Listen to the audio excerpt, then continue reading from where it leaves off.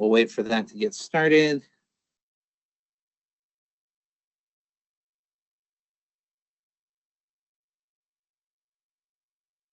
Okay, we're good to go. So if you haven't seen it, the agenda is on the DWAWG webpage. I will post a link in the chat here shortly. But we do have a pretty packed agenda today. Of course, we're going to do our normal program updates. And after that, we're going to talk about PFAS monitoring and reporting. Then we're going to head into lead and copper rule improvements in the current rule revisions. And then we're going to talk about a cross-connection control study. So pretty exciting agenda today. So we will get started. All right, first up on the agenda, if they're here with us, is going to be Texas Water Development Board. Scott or Enriqueta, are you here with us today? Good morning. How is everybody? Can you hear me? Yes, we can hear you great. Thank you. A quick development. We are currently accepting, let me turn on my camera real quick. We're currently accepting project information forms for both the state revolving funds, clean water and drinking water. That's like the pre-applications to the 2026 state fiscal year. Those are going to close the first Friday in March, which is March 7th of 2025. And then we're also accepting project information forms for both the lead service line replacement program as well as the emerging contaminant program. Those are due April the 4th. So if you have anybody interested in tapping into either a state revolving funds or lead service line as well as emerging contaminants, please feel free to refer them over to us. We are currently also working on the SWIFT bridge application. We're accepting those as well. Those are due February the 3rd. So there's a smaller window for those projects. So anybody's interested in any of those programs, feel free to send them over. We just did a quick kind of general update from the agency. Our chairwoman has gone over to TCEQ. We are currently have 2 board members. One is open, but we are excited about, welcoming whoever the new board member is, as well as, looking at, opening up all those pre-applications. We are also finalizing the rules for the new water supply fund for Texas. Once all those rules come out and the board approves it, then we'll make an announcement about that.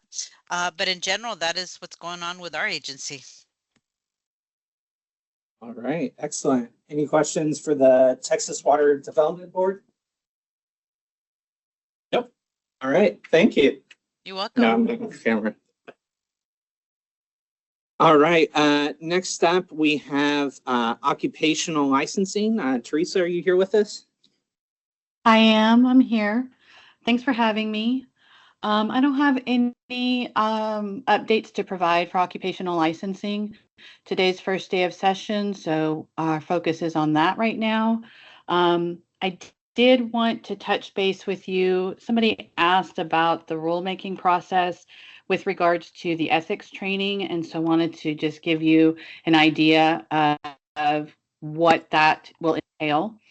In summary, we've not initiated the rulemaking because we currently have the occupational licensing rule open. So we need to wait until that rule closes before we can initiate any new rulemaking. And because we expect some bills to pass this session, we're likely not going to open the rules until the session is over so that we can also incorporate anything from this session at that time.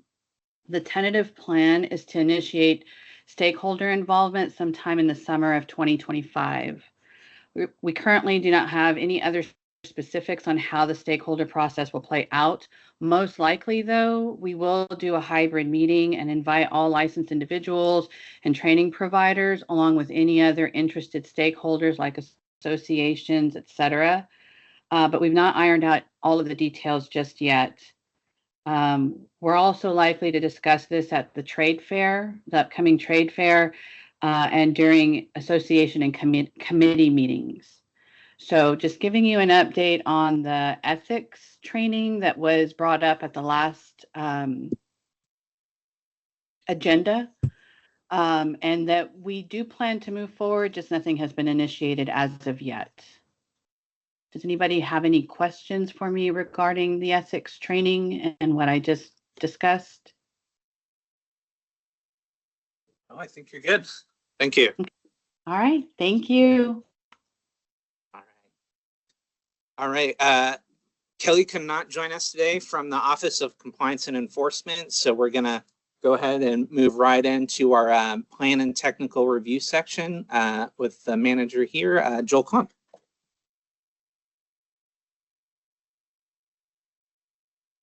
Morning, everybody. Good to see you, and Happy New Year. Just two quick updates from me this morning. My section, Plan and Technical Review, continues to see a high volume of submittals. Sometimes as we approach the winter holidays, November, December, we see kind of a downturn in those, but we're not seeing that. Instead, we're seeing a continued increase over time. So in calendar year 2024, average per month of planned submittals is 233. Back in the day, anything over 200 was remarkable. So we are we're remarkable every month now. October, so over the last quarter, October we had 273. November 199, December 223. So again, we didn't see any kind of break over the holidays. And then for our exception requests and alternative capacity requirements, same thing. We're previously around 100 per month, but these days we're averaging 122 per month of those submittals. In October, we saw 126. November 110, and around the same for December. So for the timeframes for those reviews, it's a 60-day turnaround for plans and a 100-day turnaround for exceptions, 90 days for alternative capacity requirements. We get many requests for expedited reviews. In order for us to expedite a review, we need to have enough flexibility in our workload to be able to move things around. With these volumes, we're really struggling for that. So we are trying to prioritize any kind of emergency situation for expedited reviews. In other cases, we may not be able to accommodate that. And then a reminder, this is something that Allison Jackson, the previous TROT team leader, went over at the last DWAWG meeting.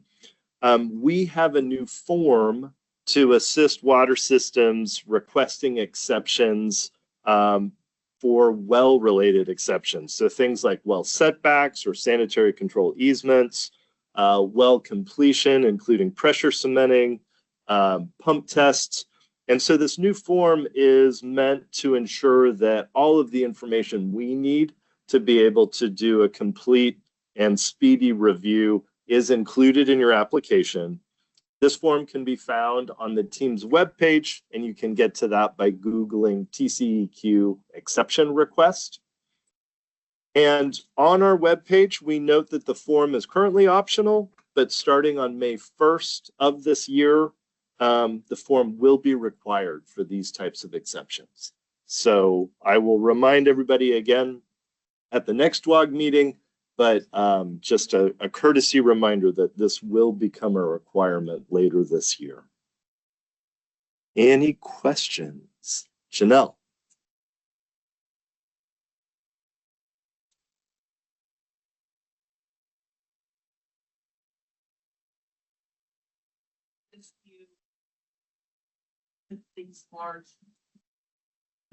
Great. So to repeat the question, what can applicants do to help us handle this large volume of submittals? Follow our checklists is the best way that applicants can help themselves and help us. So for the most common plan submittal types and the most common exception requests, we do have a variety of guidance, including checklists on our web pages. And those checklists are meant to inform the applicant, this is what should be included in a submittal for a new well or an exception request to a sanitary control easement.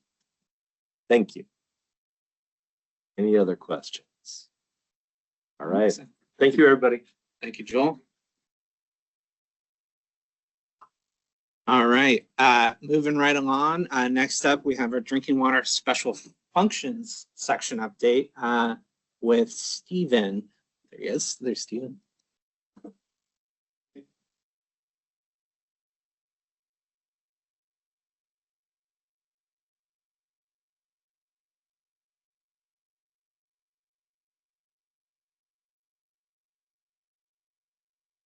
It's going to be coming to you on the mail, so you get kind of an early preview.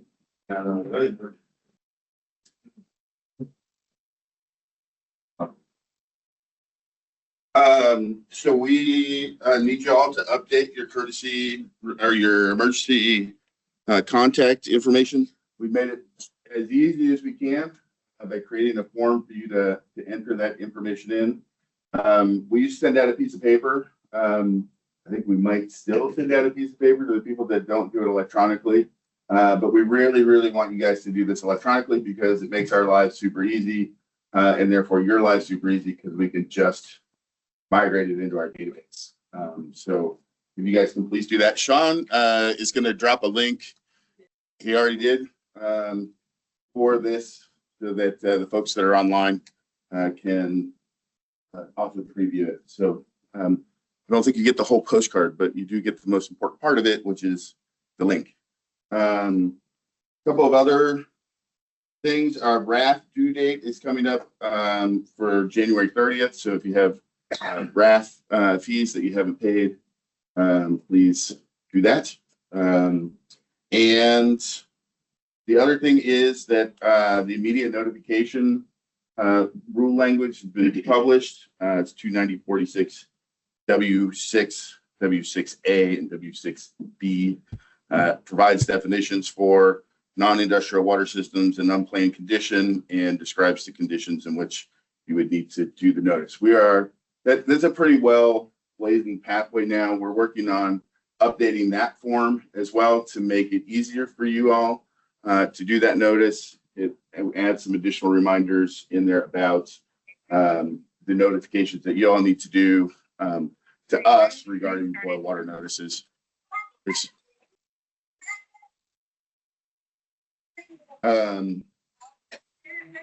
That's all I got for today. Any questions for me? Sounds like somebody's having a good time. No questions, Stephen. Good. Thank you. All right. Well, this is it today then. If you got any questions afterwards, or the folks that are here, please feel free to grab me. And anybody that's online can feel free to shoot me an email or give me a call. Thanks. All right. Perfect. Thank you, Stephen. All right. Next up, we have drinking water standards with Laura Higgins.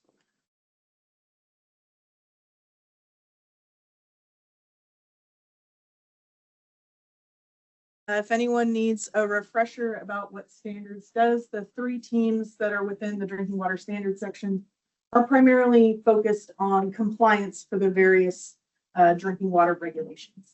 So that includes our chemical compliance, lead and copper monitoring, microbial compliance, etc. So since we've last talked in October, it's been a busy time. October especially was a very busy time for us.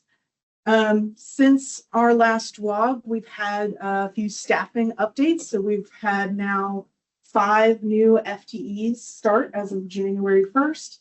And that leaves us just with 1 vacancy within the section. So we're fairly good, well staffed at this moment. And hopefully we don't lose any more. But in addition to our staffing updates, of course, for our lead and copper monitoring team, we had a very big day, a couple of big days in October. October 16th, of course, was the compliance date for the lead and copper rule revisions. And then on October 30th, we saw now the final promulgated lead and copper rule improvements. And I'm going to let Seth, our team leader for the lead and copper monitoring team, tell you a little bit more about that and how that went in his presentation later on. But if anyone, last time I had some stress balls to motivate us to get through October 16th. So if you still need a stress ball that says you survived the LCRR compliance date, let me know. I can get that to you. You can have it even if you didn't survive. Yeah, that's right. Exactly. Right now the weather is a little chillier, but we had a pretty warm fall and summer. So our microbial compliance folks were hard at work. There was a fair amount of E. coli positives that were reported because of the warmer temperatures and various issues at some water systems. So they were hard at work. And then, of course, our chemical compliance folks working on PFAS continue to work on PFAS so that we can prepare for that compliance date in 2027.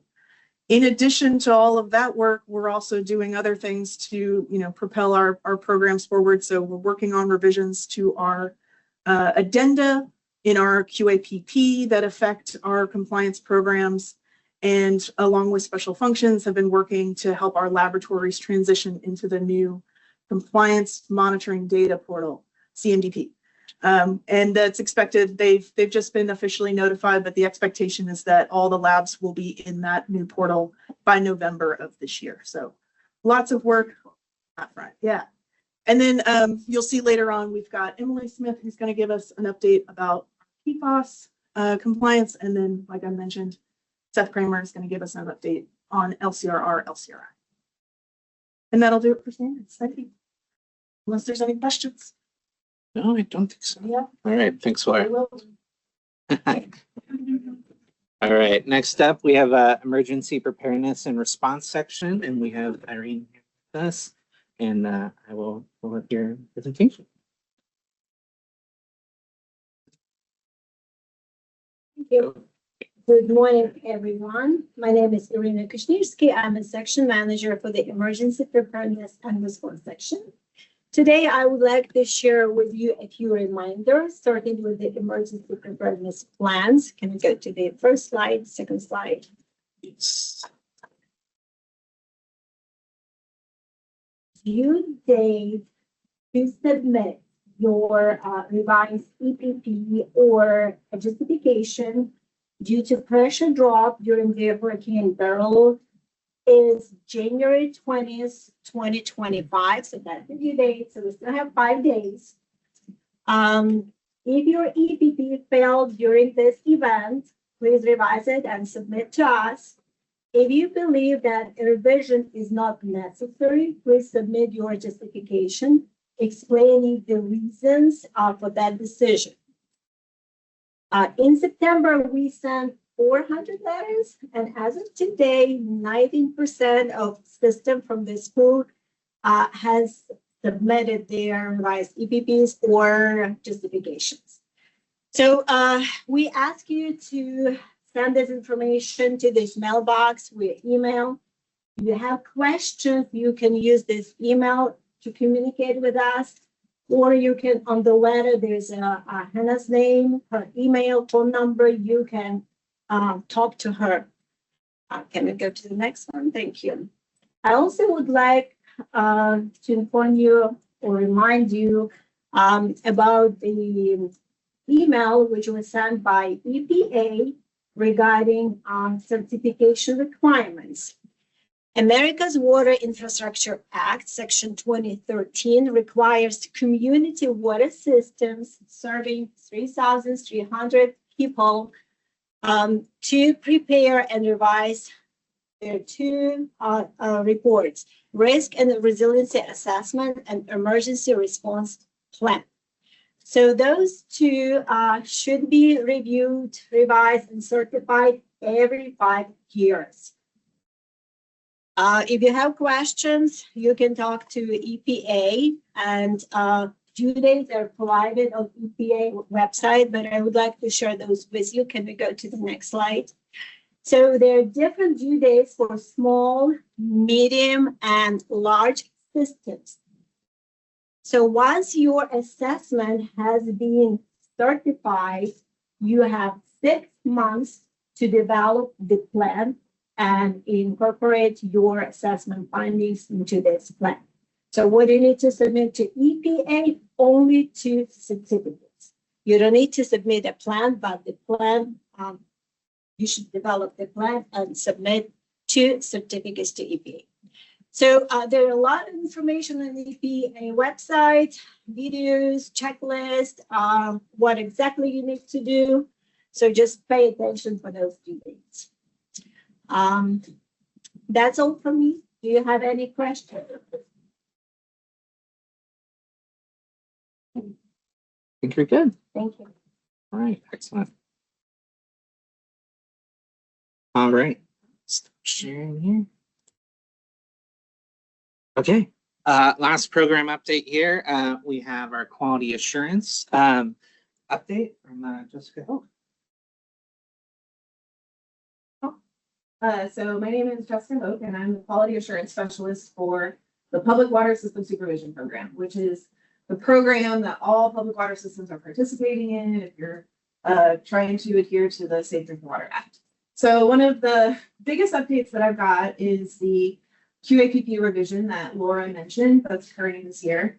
And the biggest change that's actually going to be felt by anybody out there is going to be the transition to CMDP, which Laura also mentioned. And so what I wanted to do is take a moment here and talk to the public water systems out there, all of y'all out there, that this transition to CMDP is occurring, and y'all need to be talking with your labs, because we're talking with the labs and we're interacting with them and we're providing training. But I'd also like to re-emphasize that the folks that are going to feel the transition and the compliance impacts are the public water systems if your laboratories aren't able to report your data. And so you really want to be talking with your with your labs to make sure that they are working on their transition to CMDP.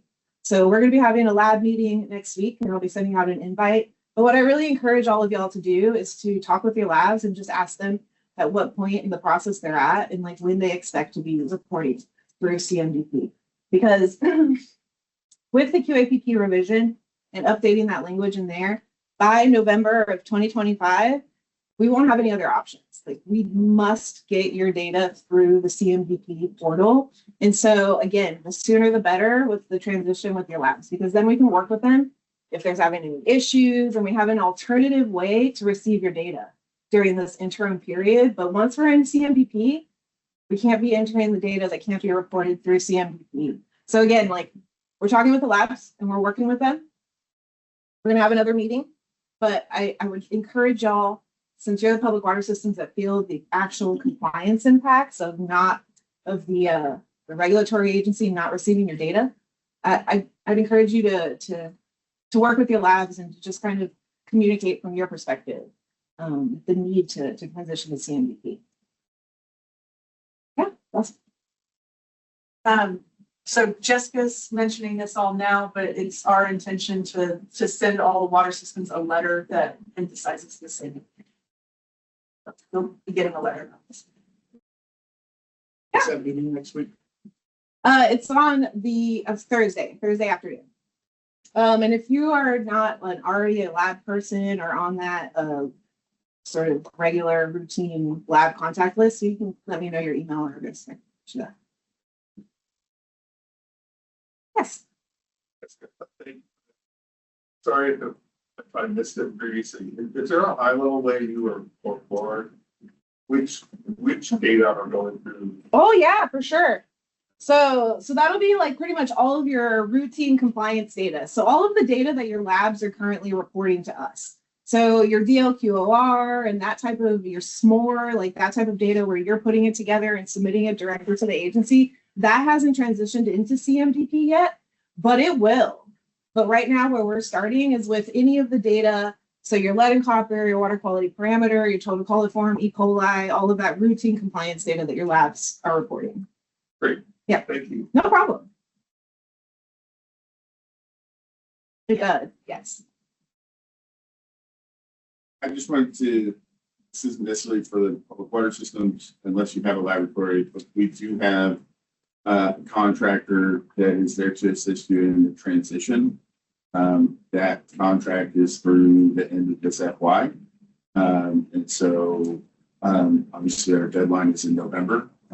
So we're working with the laboratory to give them as much assistance as we can, as quickly as we can, so that they can get transition with that assistance. Well, and we're also, you know, besides constantly getting in contact with all of the labs, we sent out an email yesterday kind of reiterating all of this stuff and included with it a survey to kind of get an idea of where in the process the labs are. Because we can tell from our end, but we don't really know where you're at objectively within CMDP, right? Like you have, your laboratory has registered, your laboratory is tested. We can tell those things.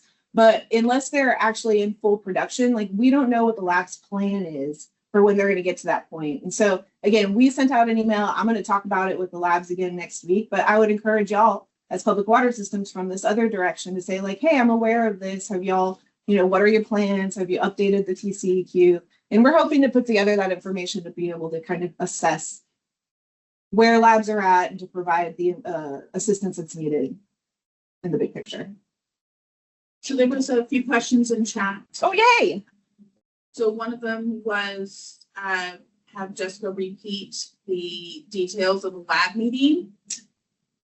Okay, so I haven't sent out the email, but I'm going to do that here probably during this meeting. And I'll drop in the link for the actual Teams invite into the chat also. So that way everybody can have access to it. So the lab meeting is next Thursday in the afternoon from 1 to 4, I think is the time that we've got scheduled. And then somebody asked if they can find any guidance and information about the new reporting system on the TCEQ website. And James put in the link, but if you want to talk about that. Thank you, Jim. Yeah, so what we're doing currently is providing guidance and any updated documents on the Public Water System Supervision Program's website. Thank you, Mia. Anybody who helped, I appreciate it for the assist. Yeah, so I would routinely look to that webpage because that's where we're going to be posting our updated guidance as we are working towards implementing CMDP and as we, you know, are troubleshooting and figuring out how the data reporting within the state of Texas is going to work, right? Because we have guidance from how this is done and we can look to other states, but other states aren't the magnitude of the state of Texas. And so during this interim period, while we still have this other reporting mechanism, is when we're trying to figure out all of the nuts and bolts and figure out the details and document that within the QAPP. And we'll talk more about that at the lab meeting for any of the labs that are in attendance. Anything else? Cool. Well, thank you all for your time. If you have any questions, feel free to reach out. I'm happy to help.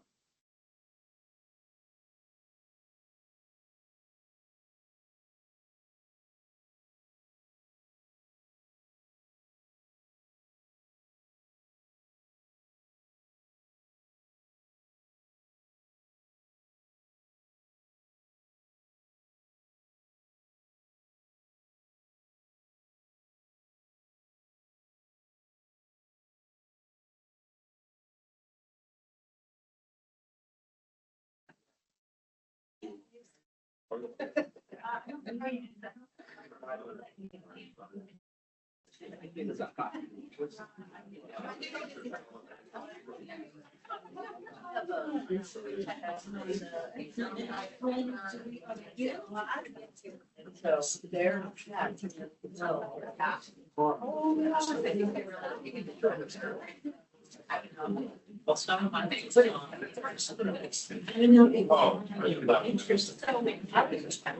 right, everyone, we're going to get started again.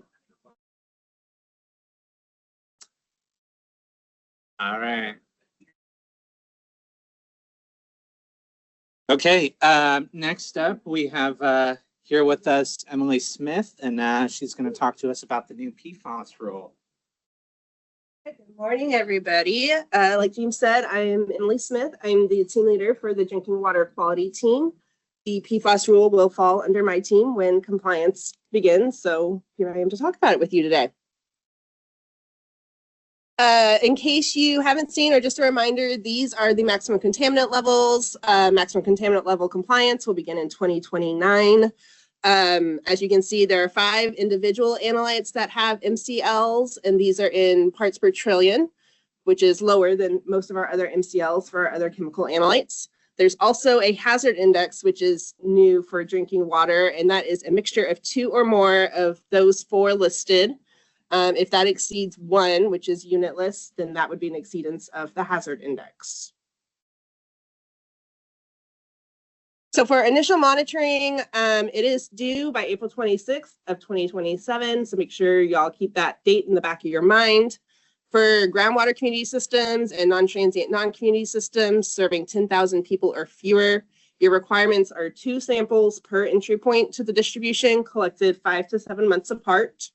For groundwater community systems, non-transient non-community systems serving more than 10,000 and all surface water and GUI community and non-transient non-community systems, your requirements are 4 samples per entry point to the distribution system collected 2 to 4 months apart.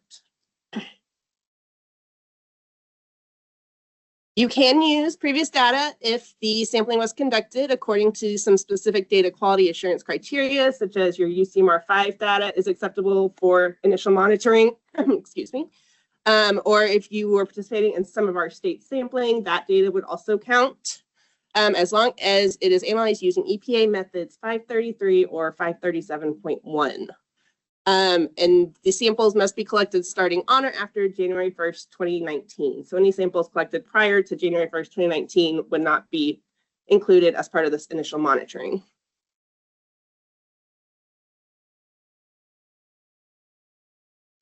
For some of the groundwater systems that are participating in UCMR5, your requirements for that program were only 2 samples under initial monitoring. If you serve more than 10,000 people, your requirement would be 4 samples. So you can take additional samples in that situation in a different calendar year, as long as you meet that 2 to 4 month kind of time frame required. So there's an example on the screen. Talking about the 2 UCMR5 samples, you would need 2 additional samples, which would be the responsibility of the water system to take those samples. We are not going out and taking those samples for you. So if your UCMR samples were collected in February and August, you would just make sure you take your 1 additional sample in either April, May, or June, and then your next sample in October, November, or December to meet that 2 to 4 month kind of date range.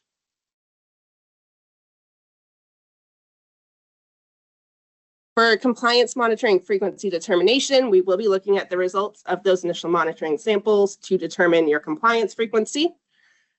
For reduced triennial compliance monitoring at an entry point, all of those regulated PFAS initial monitoring sample results must be below the trigger levels, which are 1/2 of the MCLs. There will be a table on the next slide kind of showing all those numbers. Also noted, EPA's PQLs are currently based on the UCMR5 MRLs. So this is that table kind of expanded from the first slide we saw with just the MCLs. It's listing the contaminants, all their MCLs, and then the trigger levels, which you can see are 1/2 of those MCL values. So for PFOA and PFOS, that would be 2.0 parts per trillion. For Gen X, PFHXS, and PFNA, that's 5 parts per trillion, and the hazard index would be 0.5.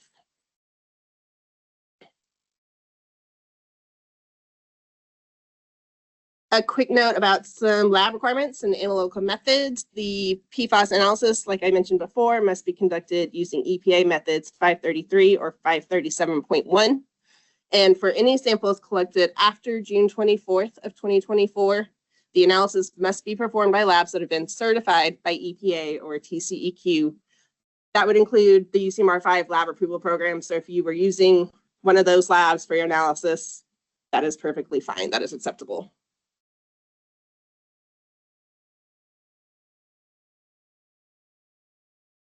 Currently, the labs analyzing the samples for UCMR5 are only reporting the data at or above those UCMR5 MRLs or those PQLs that were in that previous table. We need levels down to those trigger levels in order to put you on reduced monitoring. So you will need to work with your labs to get your data reprocessed if they were not meeting those trigger levels in order to get down to those lower levels that we could actually use for compliance monitoring frequency determinations.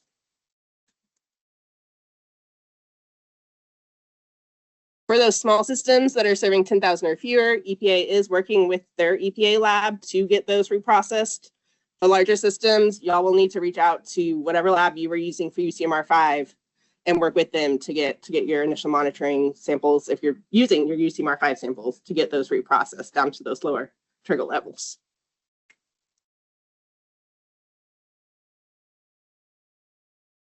For any UCMR5 labs that cannot meet the method data quality objectives or the DQOs for this reprocessed data, the lower level data should be reported as a numeric value with a flag. Typically, it might be a J flag for an estimated value. You might see that on lab reports.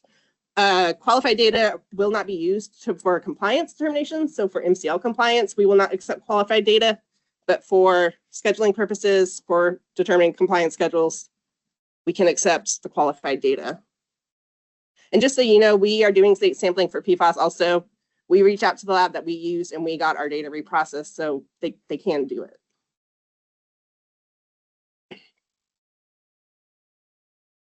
That was super short. I'm hoping y'all have questions. That went through a memo that EPA sent out at the end of November, really quick. It was a short 5-page memo. Those were the main takeaways from that, but all these links, I guess James will provide these slides. This link will go to the EPA's website. It'll have all those memos. It's also got some fact sheets EPA's recently posted. So this is a good place to go. This is my contact information. We've got a proxy box for PFAS related questions. It's this PWS-PFAS. I've got some staff member checking it. I'm checking it. So if you've got specific PFAS questions, that's a good place to send things. Yes. Thank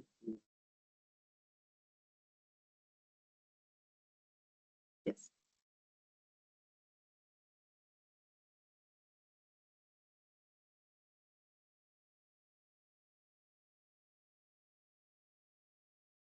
As long as we're, the lab, our TCEQ lab accreditation group is currently offering accreditation, or the applications for accreditation are open right now. And if you're accredited to either one, that's what we're looking for in terms of the data. As long as it is by either approved. Even though neither one of them covers all 29 compounds. We're talking about the 6. Yeah. Yes. So you mentioned the 2 PPT trigger levels. So does that mean the laboratory reports have the reporting level of 2? Or do you see below 2? It could be 2, not 2. Oh, yes. That was, one of the questions was, I was saying 533 or 537. And yes, for the rule, it could be either method. It doesn't have to be both. And then for the trigger level of 2, it can be at 2. It doesn't need to be below 2 for the lab reprocessing. Yeah.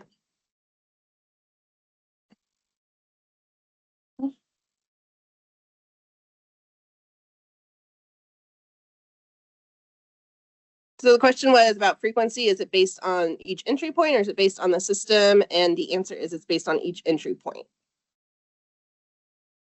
Yes.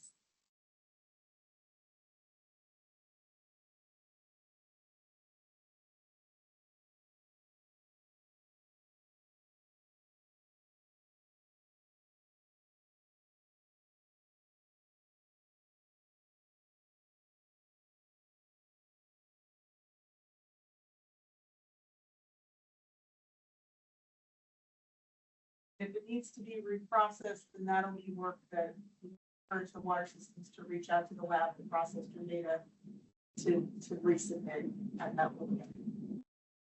So is that data in sequence? Not yet, we're working on it. The question was, how are water systems supposed to submit the data? And the answer is, we are working on a way to get it in the SIDWIS, but if it's through UCMR 5, we're going to work with EPA to try to get some sort of data download.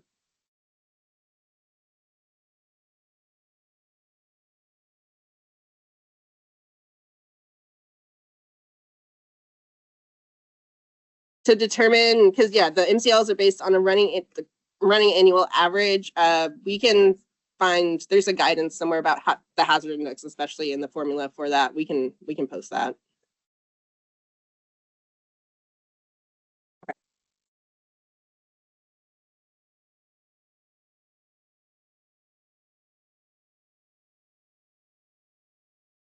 Any other questions?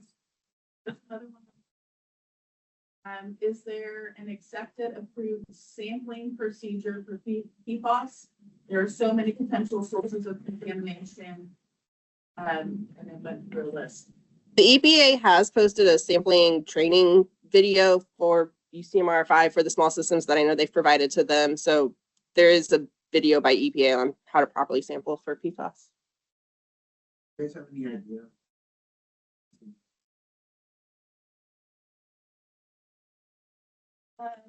So I can speak like generally to that.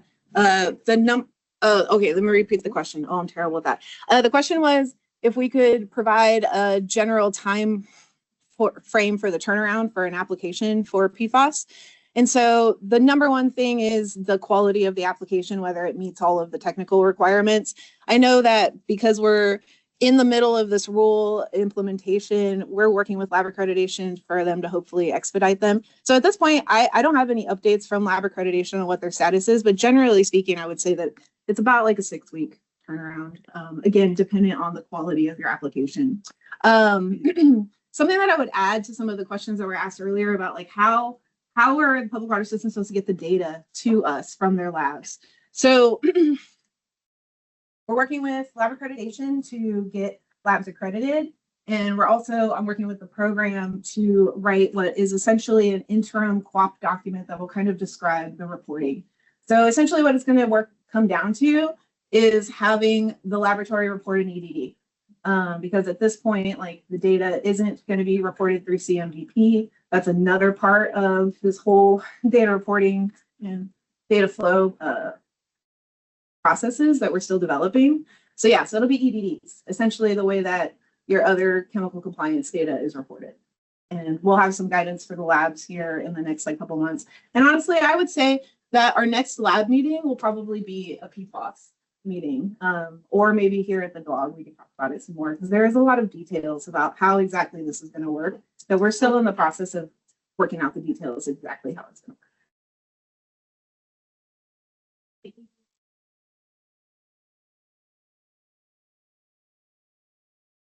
Yeah, so I think that in the state of Texas, we've got like 2 labs maybe that we're doing PFAS. So, we're already in contact with the LCRA. We haven't made any direct contacts with the other labs. So I'm not entirely sure how much data this other lab has for this. And so that'll be something that we'll have to work with the public water systems and the laboratories to figure that out and determine whether, direct contact or how to get the data.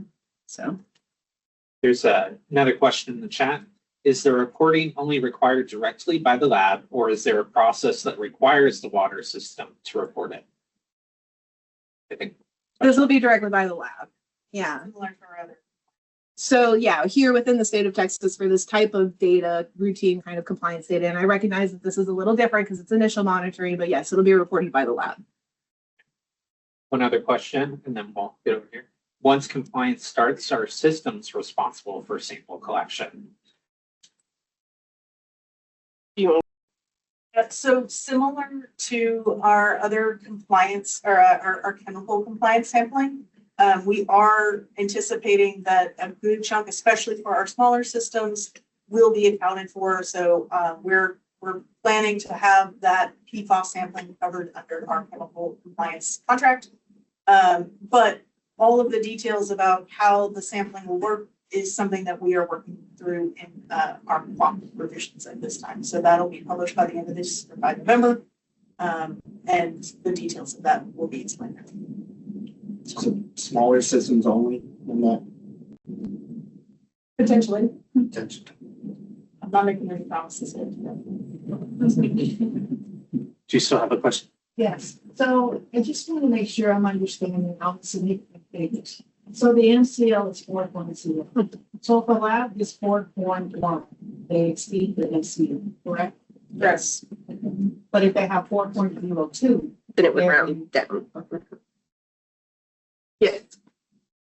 If you split your sample to 3 different labs and they get 3 different results, some of which are above and some of which are below the limit, what do we report? Per the EPA rule, you would report any data results you get. So all of them. Does that mean we're above or below? I guess if there's an exceedance, it's above. I believe I'm gonna have to look for split sampling, but for in the event of like a confirmation sample, we take an average. I'm sorry? For a confirmation sample, they get averaged together. The two results get averaged together. A confirmation sample. Yes. You mean a resampling? Right. So for what you're describing, it's not that. No, So no, we'll have to look at. Let's look at that. We'll look up to. To be clear, Laura, we are and they are. Okay, great.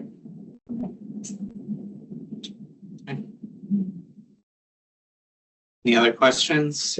The running annual average for compliance, right? Are you considering any exceedance over any detection over the board with PFOS, any exceedance of that MCL, regardless of the use package? No. So Okay. yeah. Sorry, I thought that was the takeaway from what you had just said. No, we're talking about, that was talking about initial monitoring. Yeah. So initial monitoring is just initial monitoring. And that's to get you scheduled for the regular compliance monitoring. So if there are exceedances based on the way that the rule reads as of right now, if you are over 2, you will be going on to quarterly monitoring. So that's the number that we're really watching and looking for during this initial monitoring period. And what you were talking about earlier is that for the initial monitoring period, there are multiple ways to get us data. UCMR 5, we are doing, which is most of our large, all of our large systems. Yes. Yeah, should be. And medium. Yeah, I think UCMR 5 is open to over 3,300. And then we're doing the sampling for SMES. We're attempting to do the sampling for everybody else. And that is not a part of UCMR 5, so that everyone is on the same playing field and then there's a third way to get us data, and that's through sampling of your own. That meets the requirements of the 2 sampling methods. Mm-hmm. Right, or not sampling methods, analytical methods. Oh. Right. Yeah, yeah. Okay, so there's the 3 ways. That.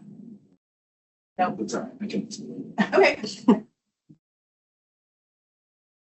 Anything else? Think.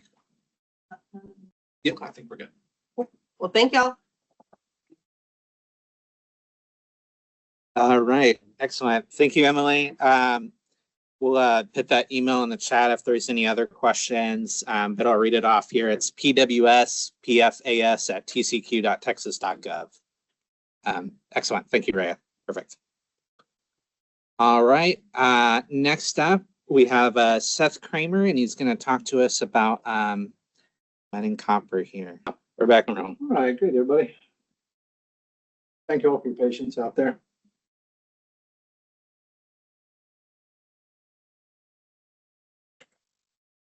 Okay. All right, buddy. So today I'm going to give you a little bit of an update on the lead and copper rule, the lead and copper rule revision, and the lead and copper rule improvements, which we don't, we aren't going to see until November 1st, 2027 at this point, but we will talk about it. If you came here hoping for all of the ins and outs and the details about the lead and copper rule improvements, you really wanted an answer to those obscure references inside the rule.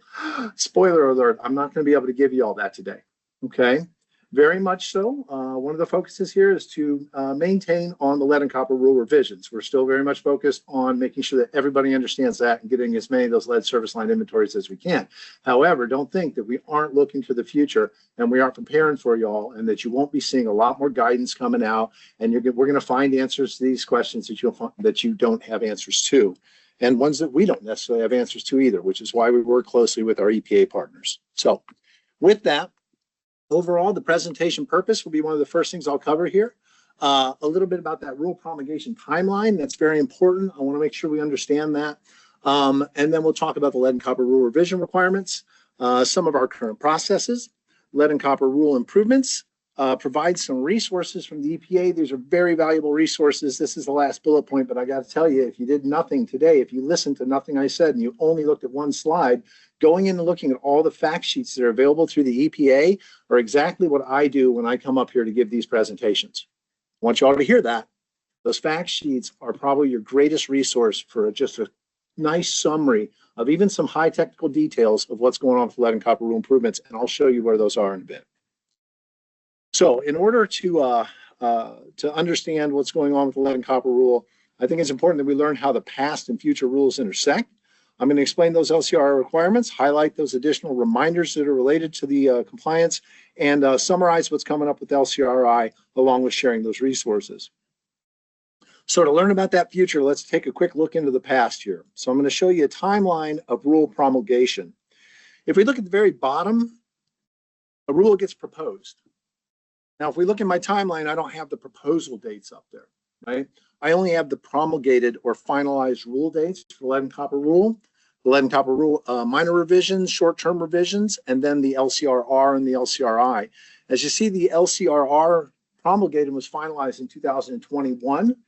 And again, looking at that timeline, you'll see that once a rule is finalized, we add 3 years to that compliance deadline for the rule. So where did that happen from 2021? That was in October. It brings us all the way back around October 16th, 2024, right?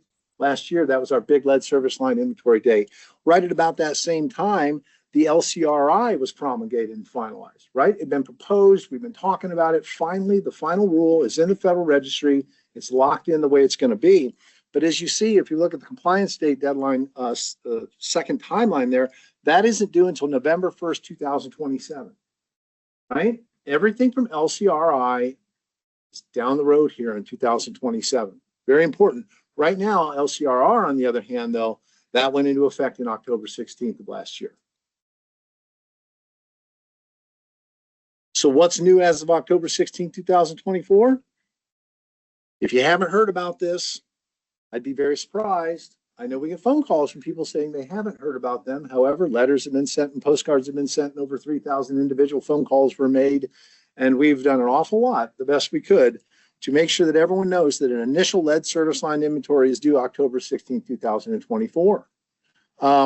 Additionally, along with those LCRR requirements were 2 other requirements that held. Right? As you all know, the LCRR was, may or may not know, not everyone knows this, but the LCRR was a large rule.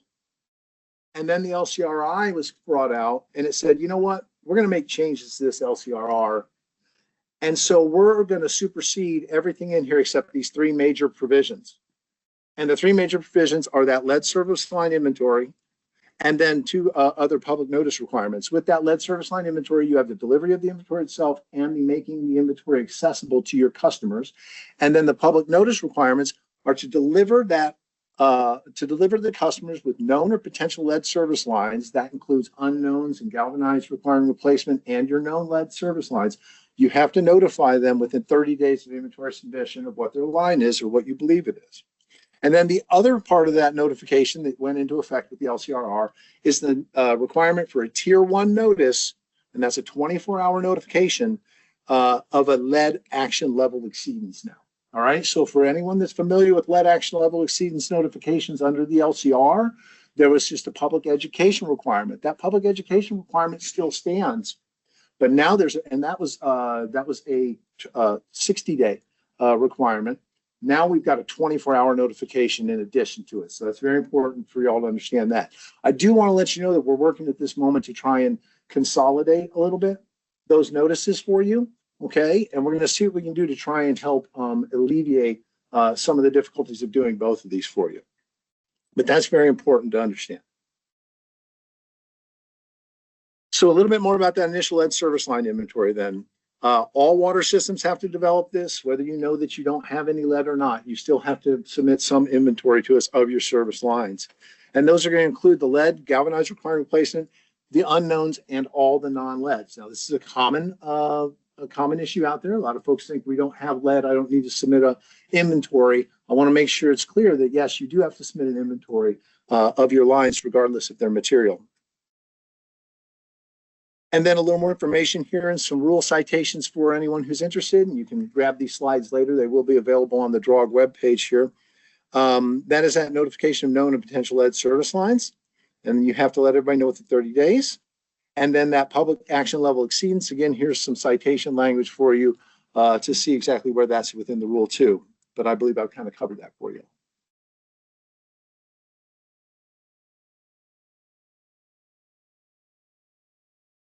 So some additional service line information then I just want to talk about briefly. These are some of kind of the, I guess maybe some lessons learned, some of the information that folks may be confused more frequently. So I want to go ahead and take a moment to try and clarify some of that. And that's what the overall classification of a lead service line is, what's considered applicable records, and also give you the access to making that inventory accessible and how to submit that lead service line inventory to us. So the EPA's guidance for developing and maintaining a service line inventory that was developed in 2022 on that document, there is a great table that gives the overall classification of a service line. And we've got it here on this slide for you. I won't go over it extensively, but a lot of folks, this is a great way for you to understand exactly what that final classification entire service line is.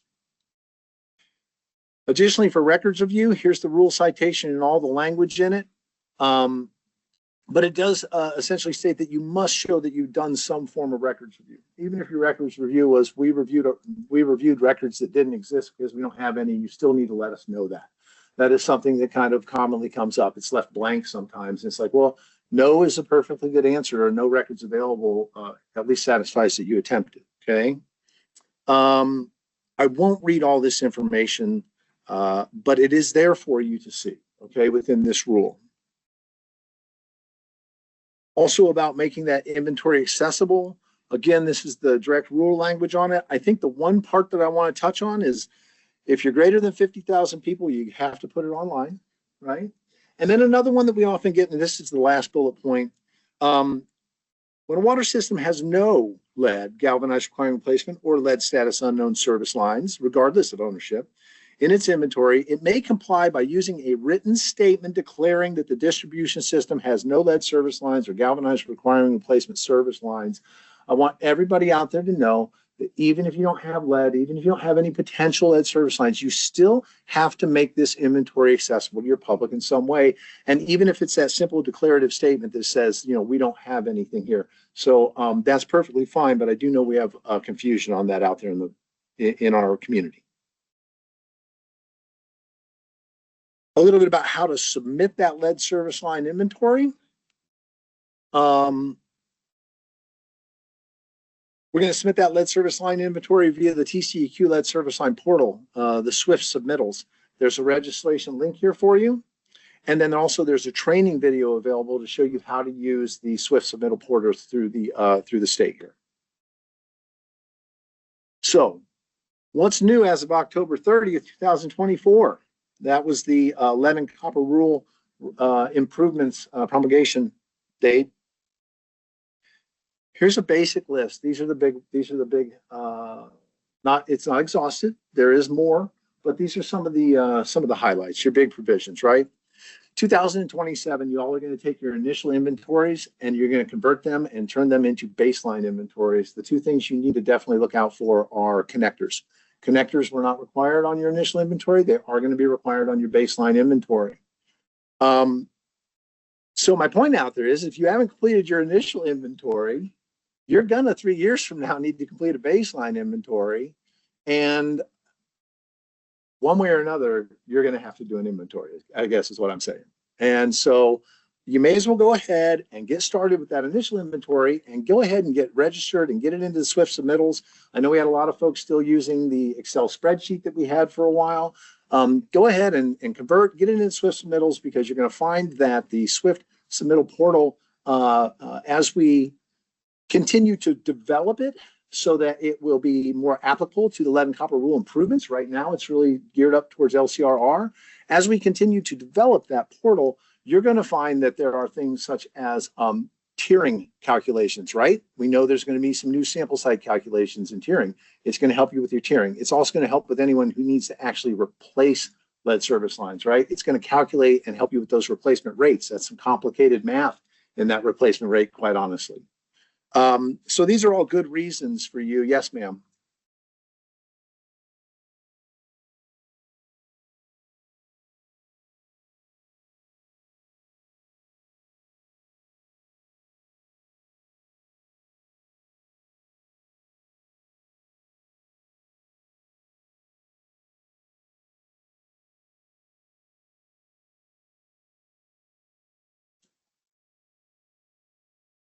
Very true. Thank you, Janelle. Appreciate that. That is absolutely true. That's another reason to do it, is because that database belongs to you all.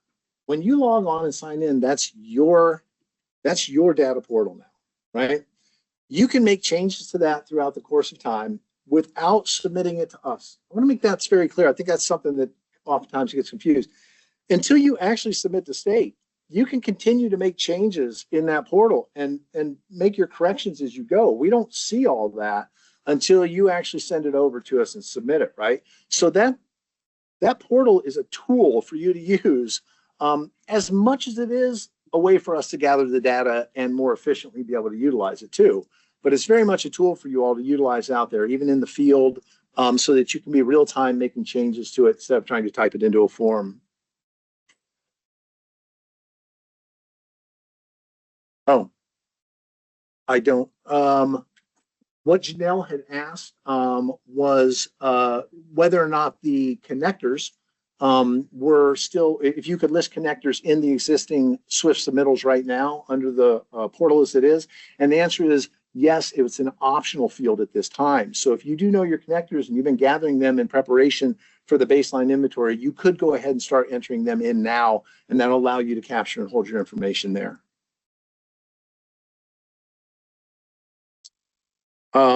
After that baseline inventory, we have the lead service line replacement. That lead service line replacement, its rates, its calculations, I'm going to show you on the EPA's website here. Hopefully I'll be able to open a link up for you and show you. There's a great fact sheet on that, exactly how all that's going to work out for you, and exactly the timeline in which you need to have it done if that's a situation you're in.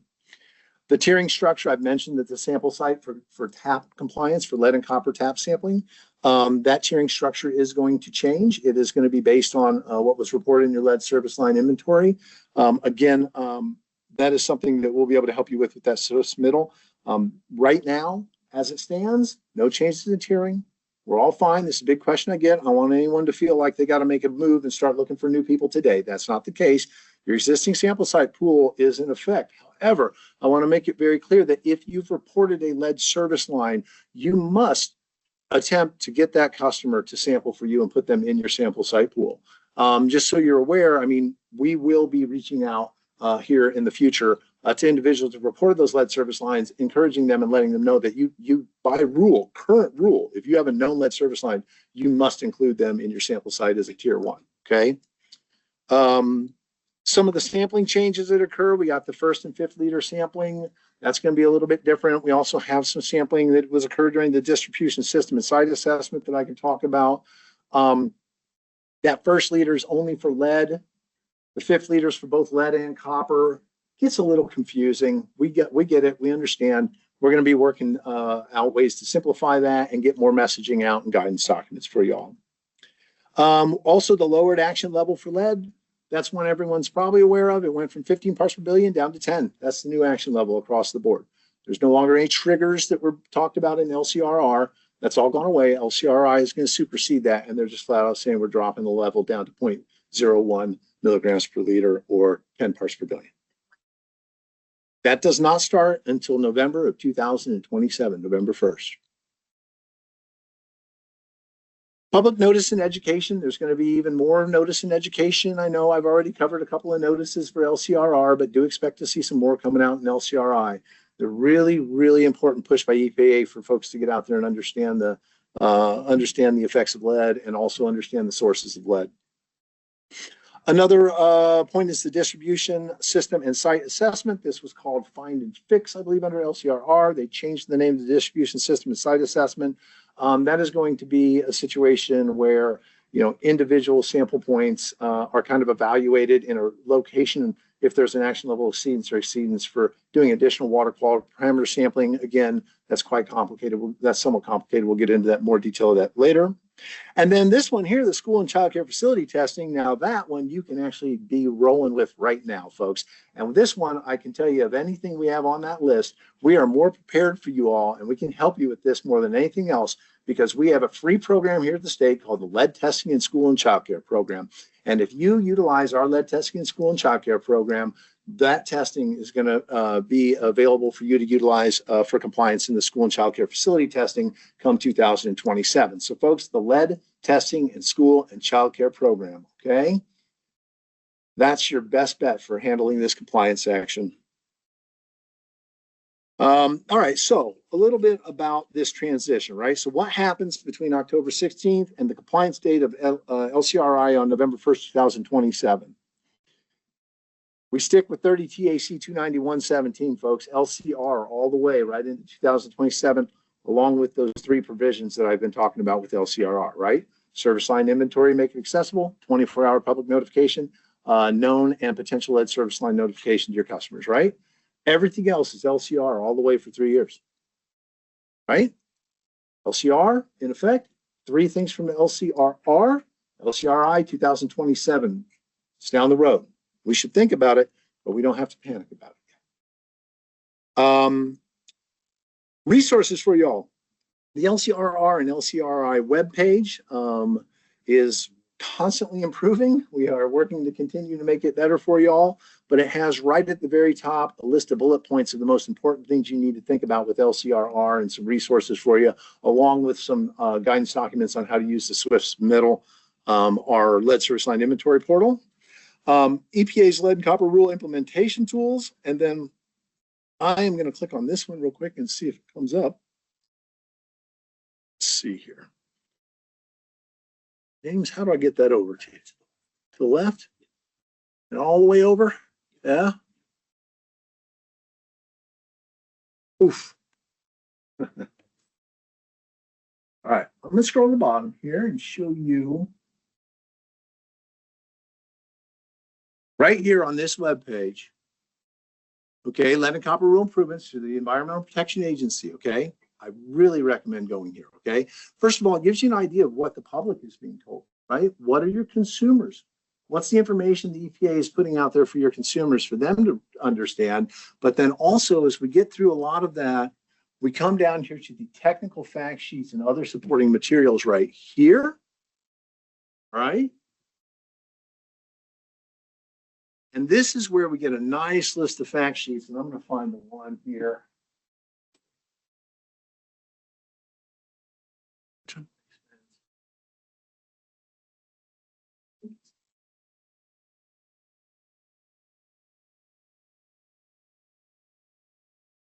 What's that? Okay.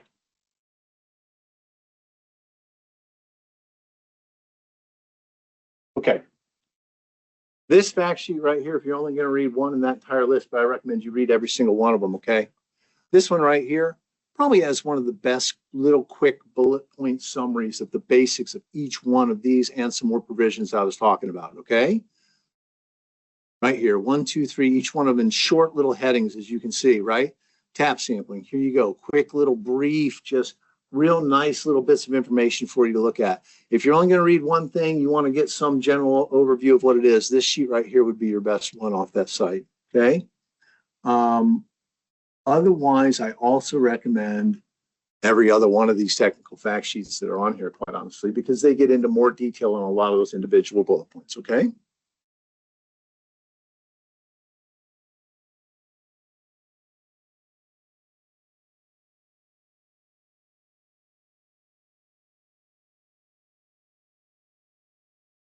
James, where am I going here, buddy? Yeah.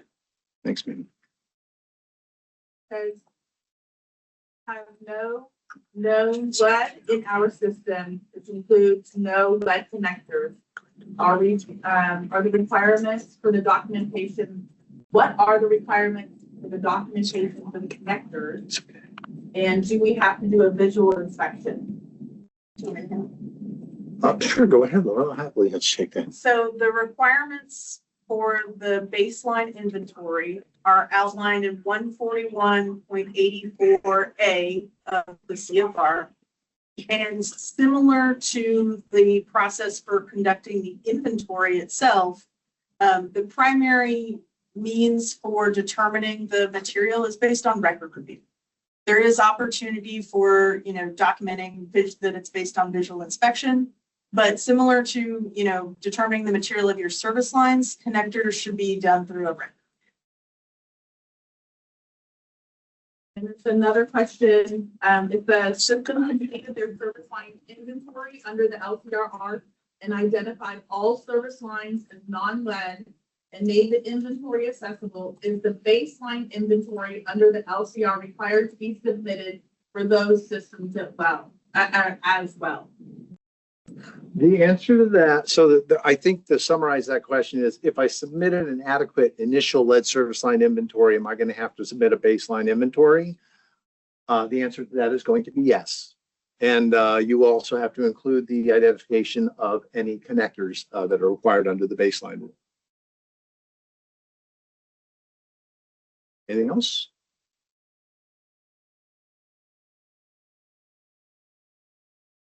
About the 2027 deadline, November 1st, were there any other dates the state TCEQ is looking for as far as keeping your inventory updated in that SWIFT, or we just want the communities to update as they discover information and then do that once in the middle by November 1st? Or are you looking for a yearly update? And then along with that, the lead and proper replacement planning for identifying the unknowns and replacement if necessary. Will that ever be required to be submitted, or is that something that you just need to have on hand in case a regional officer or something like that? I can say I can get part of that question. Yeah. Do you want to roll with this? So TCEQ will not require systems to submit another inventory until we get to that baseline inventory in 2027. The great thing about the SWIFT submittal portal is that as a water system, if you want to be making updates, you can make updates daily if you wanted to. And that's, again, Seth mentioned how this is kind of their portal to be updating and keeping track of their system and their information as well. So they are welcome to do that at any time. But the schedule, the requirement from TCEQ will not be to submit anything until 2027. But is it encouraged? Are folks encouraged to keep working on their unknowns and to make updates? Absolutely. So, that's more of the reason that we want folks to get into that new SWIFT portal so that they have that availability to be doing that as frequently as they want to.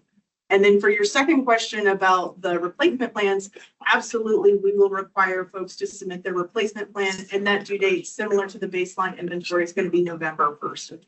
Okay, perfect. And is it understood that can be a kind of a living document as well and change as capital improvement projects come into a city?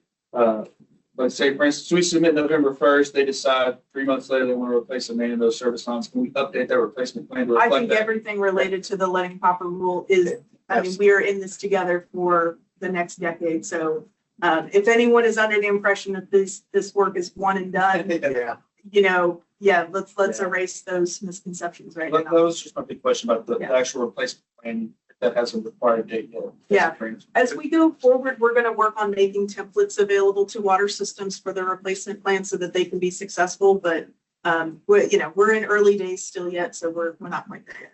Yeah, and then that replacement plan, that's 3 years after, we aren't going to run compliance on that until 3 years. Our first compliance will be 3 years after that, so it'll be 2030. So even though folks should be working, all right, because you don't want to wait until the last minute to do your 30% that will be required by that point. Quite frankly, if you're having a little hiccup there, you just need to get in that percentage over a year by that particular date. So you've got even 3 years after that. Gary, did you have something there? Yeah, I did. Thanks, thanks for the updates.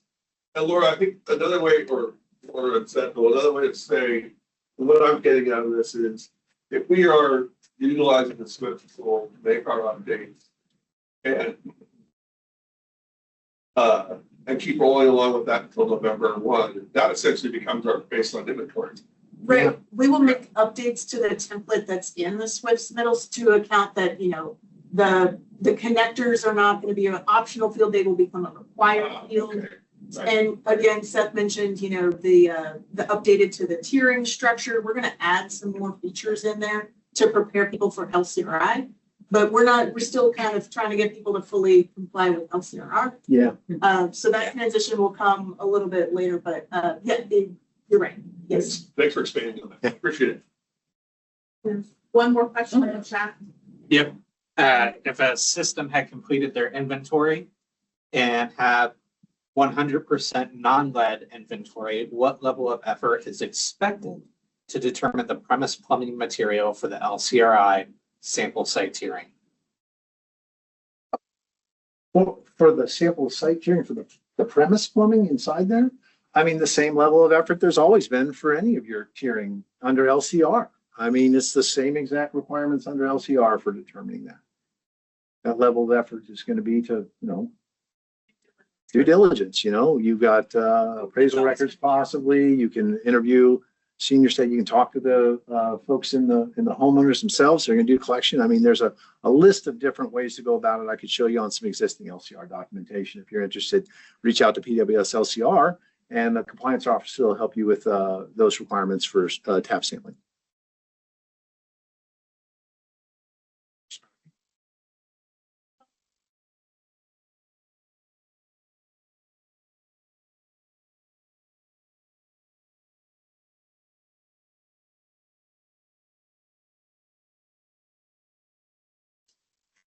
One round of sampling across so some schools have childcare facilities. I'm right. I understand what you're saying. So really a lot of this is, let's face it, this is going to come down to exactly what this situation is on the ground.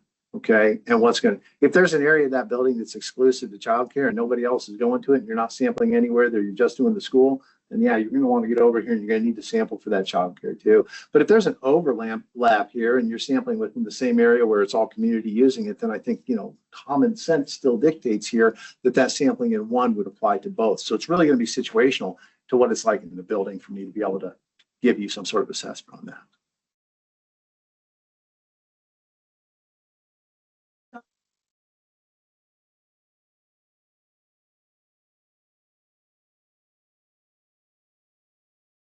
So some of those connections won't be there, but those connections don't come out of that system because there's not a delete function.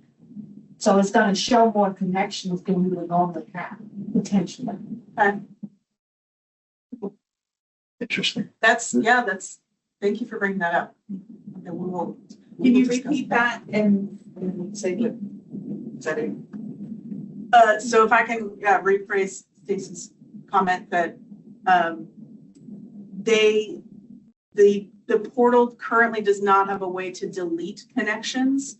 So as their system grows and they are, changing, they might have things that become inactive or out of service, but the portal will show that they are just adding connections but not taking away connections. So that'll be something that we'll have to work with the contractor and we can discuss that. We'll take a closer look at that too. I feel like well, I'm not going to say either way. I don't know. You may be 100% accurate on that. I think that's something we'll test in house here and see if there's a workaround of some kind that may exist for that. Yes, sir. I will say, building off of her point that she made, what's going to be the standard level of deviance between what the Texas Water Watch shows for a public water system having connections and actual discovery with the through meter billing lists like that? Such a great question. So there are legitimate reasons for why individuals report a different count of lead service lines as to what the actual connection count is in Drinking Water Watch.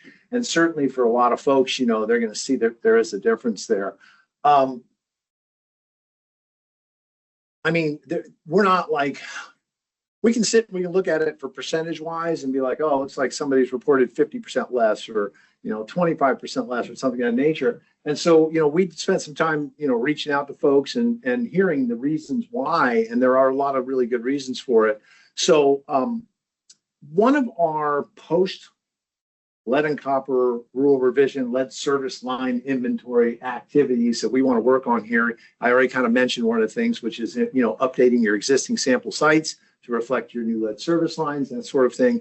But also one of the things that we're going to work on is reaching out to people and kind of assessing and evaluating a little closer where that overlap is. But there's no particular deviation. And I don't think that right now I could give you any specific type of objective calculation that would be utilized to say you're now red flagged or something, right?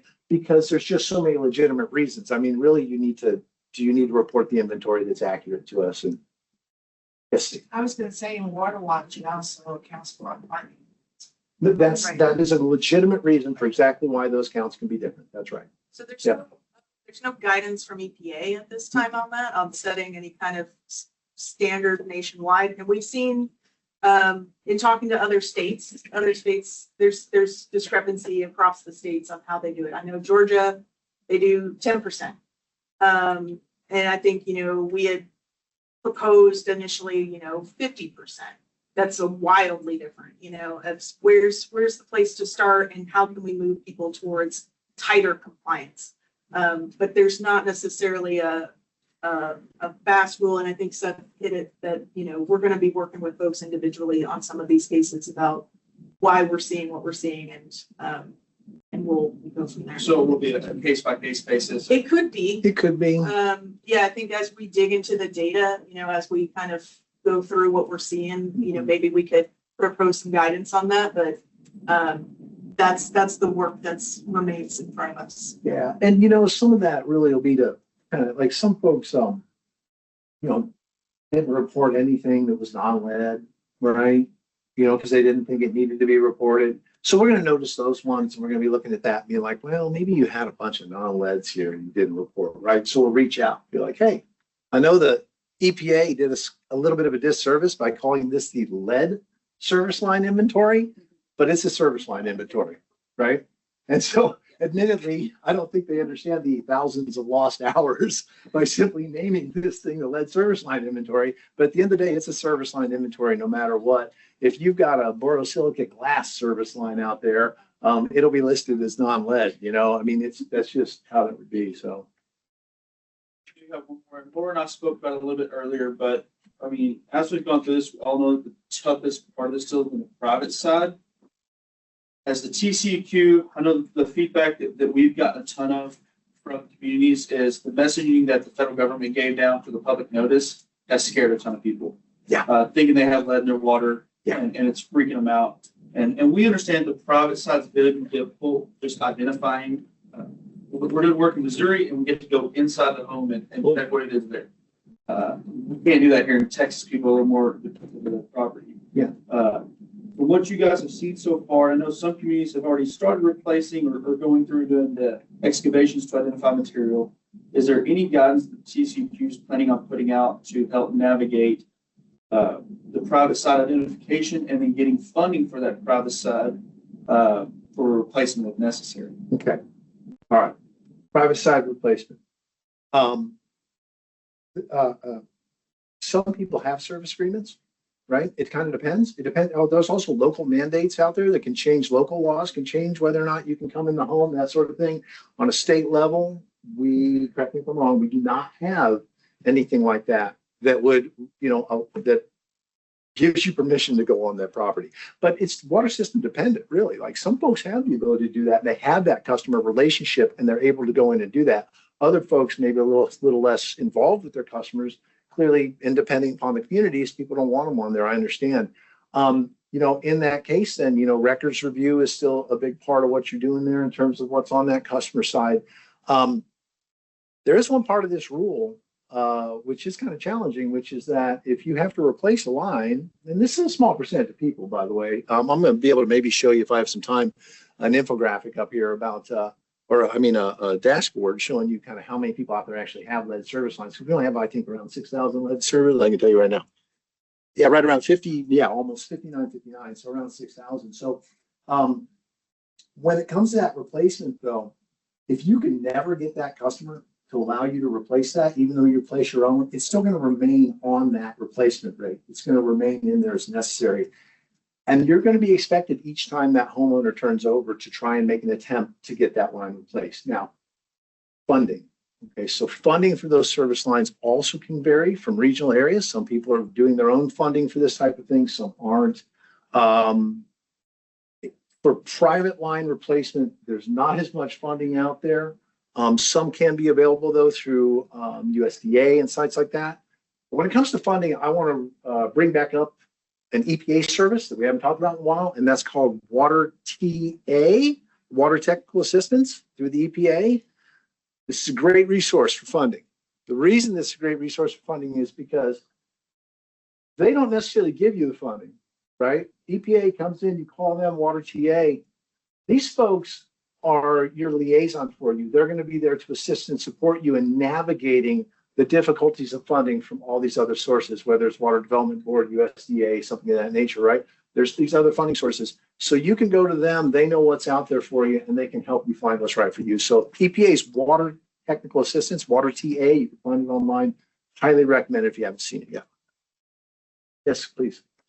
So, while it's been a struggle for us as TCEQ to have a one size fits all kind of guidance for how to overcome these challenges of dealing with the private side, I will say it's one of my favorite things about having this forum, this DWAWG forum, because there are people in this room that I know for a fact have done some significant work with their communities and communication to try and, gain trust and work with their customers to get access or to, be able to do that work knowing it's a challenge. So while you're here and, encouraging for folks online to come in person if you can, but to talk to the other people in this room about the strategies that they've, used to overcome some of those challenges. These are your peers, and like they're a great resource as well. Because they're doing some cool stuff, but maybe not necessarily for us to say that is the way, but it is a way. And thank you, Mia, for putting up the EPA Water Technical Assistance link there. It is now in the chat for you all. Anyone wants to see. Sorry.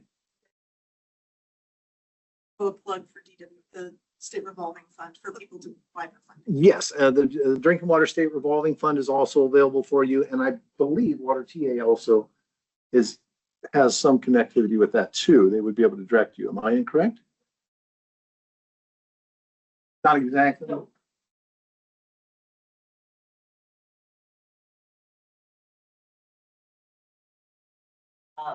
Proof of funding now that the Water Development Board has for that line.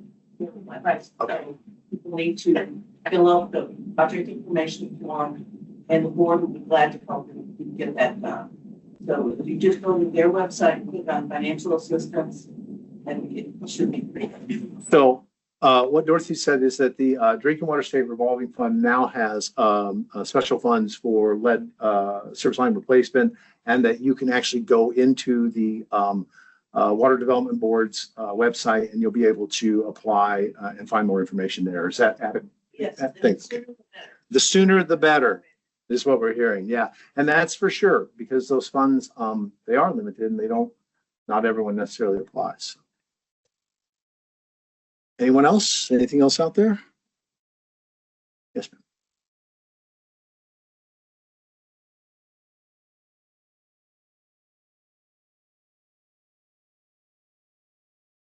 So if you were to utilize an existing program of some kind, there are some rules in there.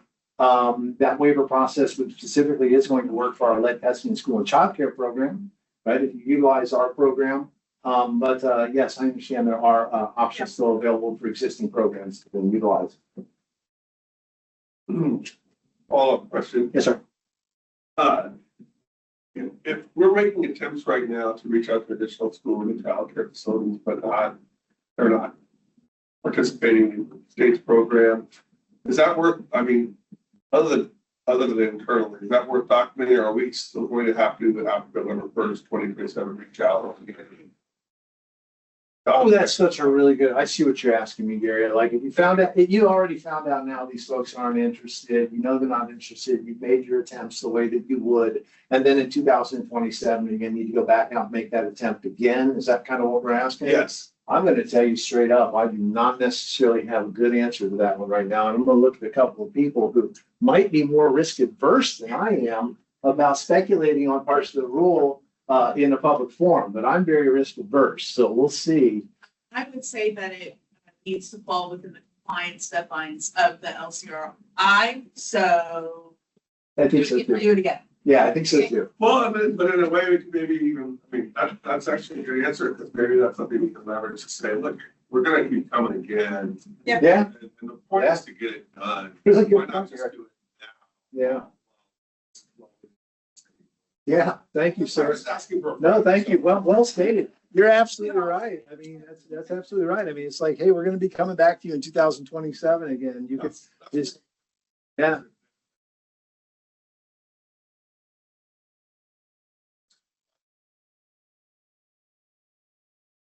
Submit to our will. Well, I mean, you can't force these private organizations to do it, and we understand that too. So, but that effort is what matters. So. date of January 1, 2019. So any testing done after that would be applicable through the 20. Yeah, there is a time frame. I'd have to pull it up. It says testing, but I don't think it says outreach. Right, but Yeah. testing. Yes, Yeah. yeah. Exactly. Test now. Yes. Free LTSCC testing. Yes. Personally, I would go look at the fact sheet right now to tell you exactly what it is, because I've kind of lost track of exactly what that time frame is too. We'll keep trying. Well, I'll get it. But in terms of what Gary is saying, once you get past the 27, if they want to opt out, you just have to document that. Yeah. Yeah. And if you're using our program, I mean, they'll document those type of things for you too. They're the ones reaching out, letting you know. I mean, they know who they tried to contact. Anything else? What do we got? How much time we got? You want to throw it up real quick? Okay. How about we take a look at how the lead service line inventories are doing across the state so far? Sharon? Yep, for sure. All right, folks. So information straight from the Safe Drinking Water Information System right now. This little dashboard, you can see at the top right-hand corner, we have 73% of the public water systems that submitted their inventories. We picked up about 10% here since October, which is great. We're still picking up a few more. Some emails went out recently to remind folks what needs to be done. We're going to continue to do that. The violation letters are going to go out here February-ish. Again, stuff in the public forum, but expect to see it. I guarantee you they're going to be on your desk before March 15th, though, because that's our required date to do it. Okay. So those violation letters go out. There's a good chance if you've got a violation letter, there's still a possibility out there that you submitted something to us, but it just wasn't quite finished, right? In the Swift submittal portal, we have some issues with the difference between importing and then uploading and then submitting to state. Like there's folks out there still hanging in limbo where they believe that it was completed. All we need you to do is go in there and push a couple buttons. So if you get a violation for something that you submitted to us already, and maybe there was a field left empty somewhere inside the form, or there was a couple of very common reasons, folks, we're going to reject that violation for you. We're going to take that away if you made an attempt, and we just need to make a correction on it. So if you think that your inventory is submitted, but you haven't gone into Drinking Water Watch to see that the LCRR compliance schedule is closed, you might want to reach back out because you might be hanging out there in limbo, and we got a few hundred people, or maybe 100 or so at this point, but we'll be happy to help you out with that and clear it up. But with that, 73% have been accepted. That covers 94% of our population. I think that alone gives you an understanding that the number of people left out there have small levels of population, right? As I said before, almost 6,000 service lines, right? Lead service lines out there, not a whole lot, right? A lot of non-lead service lines, 6 million of the majority of people out there. So I kind of mentioned before, right? Like this replacement affects kind of a really small group. Well, I tell you what, everybody, the folks that are affected by this, though, it's a serious deal. And we're here to support you. And it's a lot of work. We know it, But in general, a lot of folks aren't affected by this. And I want to make sure that people understand that too. One of the things you can look at here is that giant spike at the very bottom. That's the date in which we got the information into Bridge. Most of those are on the date that it was submitted to us. If you look at that, that's right on about the 14th and the 15th of October of last year. We did send out some emails recently, and we got a little blip. We picked up another 50 or so right there, right? So we're still working to try and get everybody in that we can. I think we do understand that some folks just aren't going to do it, and that's something we'll have to kind of deal with, but we're doing the best we can to encourage everybody to do this voluntarily for us. What else is good here? So 98 systems with only unknown service lines. So some folks, they didn't know, but they did what they needed to do, which submit to us an inventory of all unknowns. Now you do have to inform your customers of this, right? You have to let people know, but that will still satisfy your lead service line inventory. You can still submit all unknowns. You can still do that, but you will need to be picking those up and fixing those by the time you get to 2027. Because otherwise unknowns are still expected to be replaced, right? So under the replacement plan, you're expected to replace unknowns. Well, Makes no sense to go out and pull a lineup that you don't know what it is when you should identify it first, get it in your inventory, and then only replace what is necessary. So in one way or another, you're going to be forced to figure it out. Because if you don't figure it out, you're going to be expected to replace it. Okay. What else on here is somewhat interesting? Laura, you got any particular highlights you'd like to bring up, or? Well, I love to show everybody that timeline out down there at the bottom about how, the rate at which people were submitting to us. And if you can just take a guess on that big spike you see on what date that was. That was our October 16th compliance date. So we got roughly 1,000 submittals on that day. But, compared to, you can see all the activity that shot up in October. You can see a little bit towards the far right, the little blip after we've sent out some follow-up emails to remind people of their requirements. But certainly October 16th was a very busy day for us. Yeah, we got more inventories on that day than some states have the number of water. Yeah, seriously. Yeah, that's right.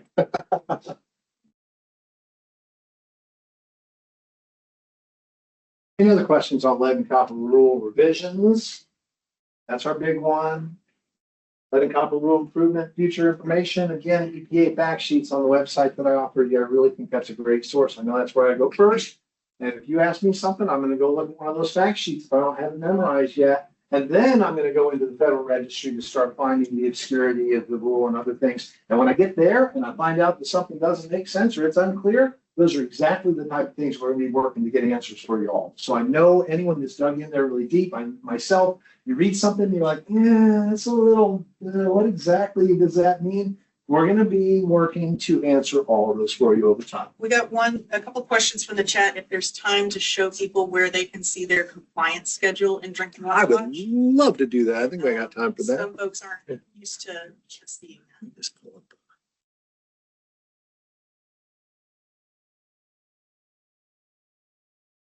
About just Volunteer. Oh, we're going to volunteer the city of Austin. If that's okay. If you don't mind.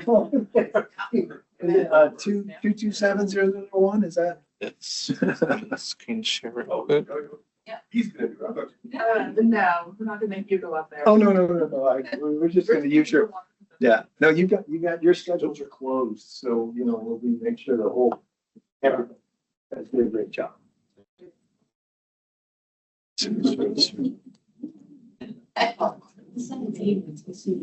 Knows our water system ID.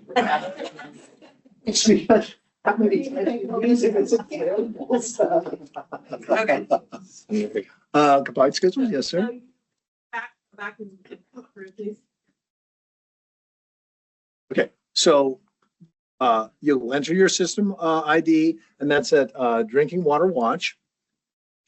And then you'll select your system after the ID. And then it'll bring up your water system detail page where you'll want to go under compliance schedules right here. And then we're looking for the LCRR compliance schedule. That is the one for the lead surface line inventories. As you can see, these have all been closed out. Okay. That's where you're going to see whether or not you have a close date on there. If you don't have that close date, you believe that your water and you believe that you had submitted an adequate inventory to us, please do reach out to us.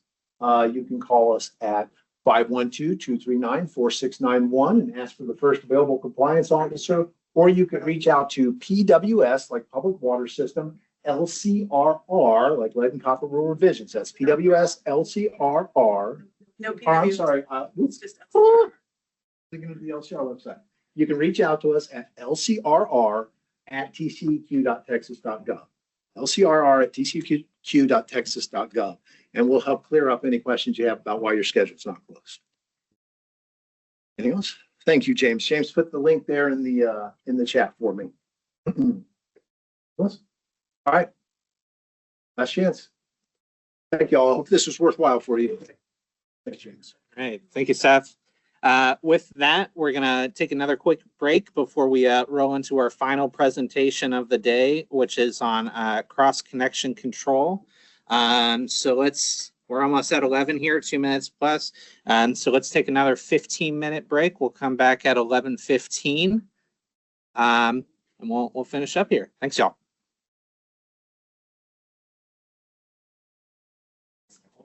All right, everyone, it's 11:15, so we're going to get started again.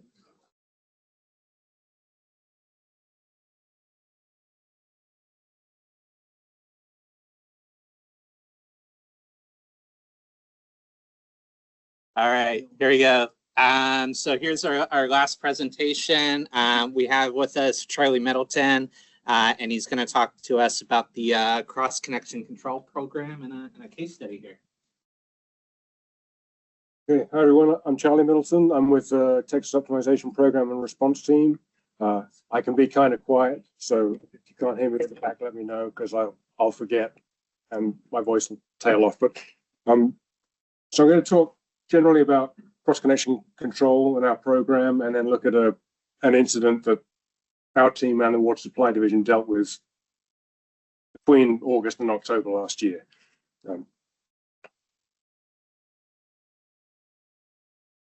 So we'll start with the basic overview of rules and regs, definitions, discuss the backflow event itself, and then how the public water system and TCEQ and a number of other agencies involved responded, what went well and what didn't, essentially. So as far as cross-connection control goes, a cross-connection is any connection to a water supply to an unknown quality water source or questionable quality water source, or water with pollutants or contaminants. It can also be within a surface water treatment plant. You can have a connection between the stage of the treatment process and a lesser treated water. So you can have a connection between raw and filtered water within a surface water plant.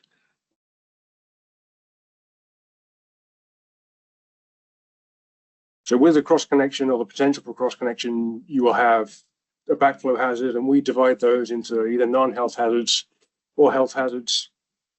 Non-health hazards will generally be aesthetic issues, are unlikely to cause sickness or disease, either due to chemicals or pathogens.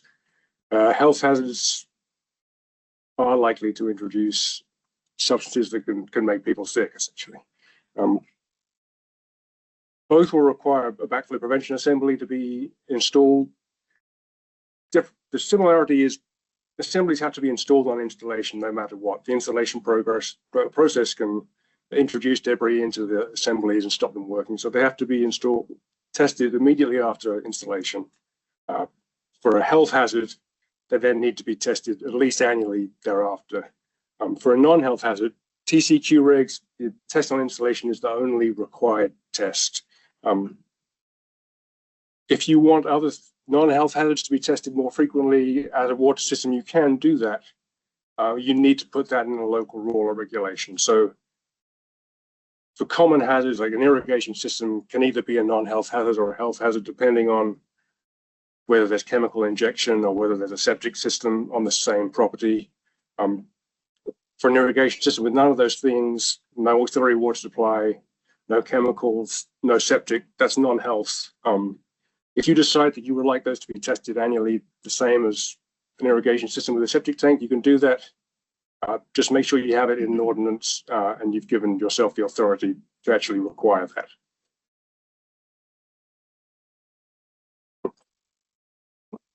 So backflow occurs under two conditions: back siphonage and back pressure. Back siphonage is normally due to a loss of line pressure, and then someone's left, for example, a hose in a swimming pool or a pond, and the water moving back in the system pulls that water back into distribution. Whereas back pressure, you could have someone with their own private well, a pump, putting water out at a higher pressure than the water coming in distribution. You connect those two through an irrigation system. That higher pressure will push their well water or their other source of water back into the distribution system.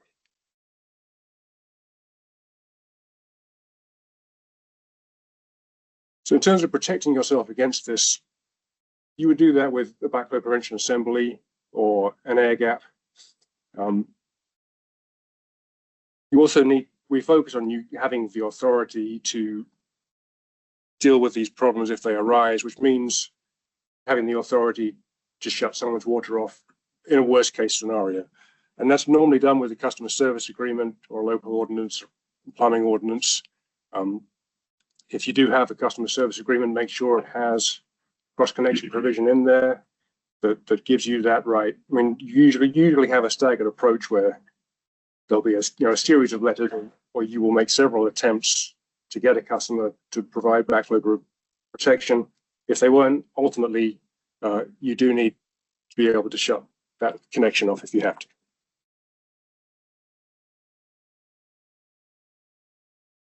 So the customer service inspection is pretty integral to cross-connection programs.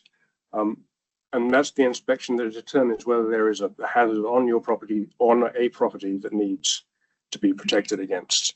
And that's the regulation which covers what a CSI entails.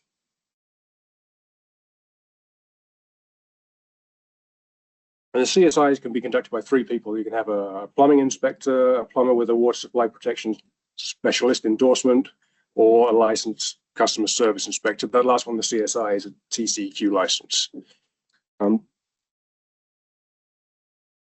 You can have customer service inspections in 3 situations. And in new construction, if there are modifications made to the plumbing of an existing facility, or if you have reason to suspect there's a hazard on a property. For the first 2, it might be obvious if there's new builds. You need to communicate with your permitting or code department in terms of them notifying you whether plumbing modifications are being made to any properties for you to keep track of. And the last one, in terms of there being a hazard, that needs to be an actual hazard you're aware of and you can articulate, not just a vague, we want to look at your property. So if you knew someone had an irrigation system and a septic tank and you had no record of them having an assembly, it'd be reasonable to say we need a CSI. But if you are going to do that, I would notify the customer of what the hazard is. People tend to get upset if you don't give them that information and you suddenly just want access to their property.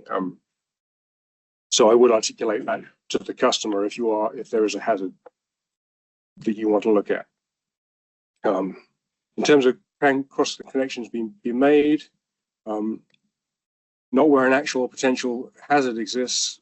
So no, you can't make a cross connection unless it's protected with a backflow prevention assembly or with an air gap.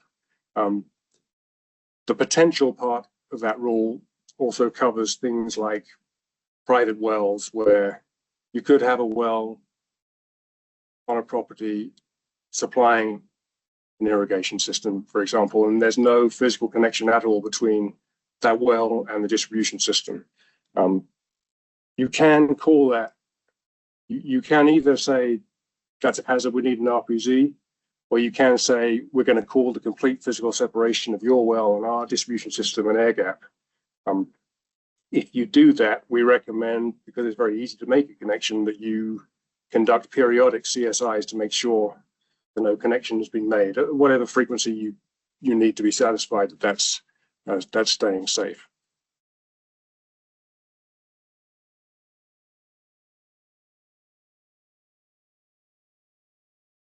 Different hazard types need different types of assemblies. I'm not going to go into that too much here. We have 29.47F has a table. It's not exhaustive, but it's pretty comprehensive of the different assembly types that are needed for different facilities and different situations.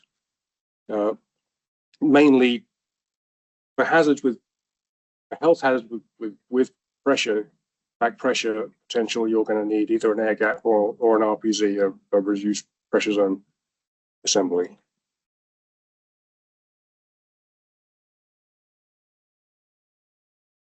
So we have a couple of technical guidance documents related to backflow incidents, both planning for and responding to.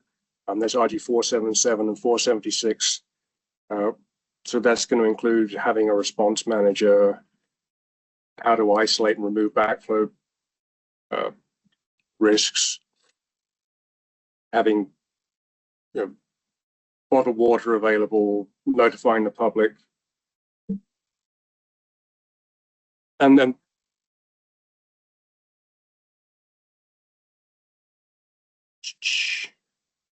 I'll need to check whether that's still current or not.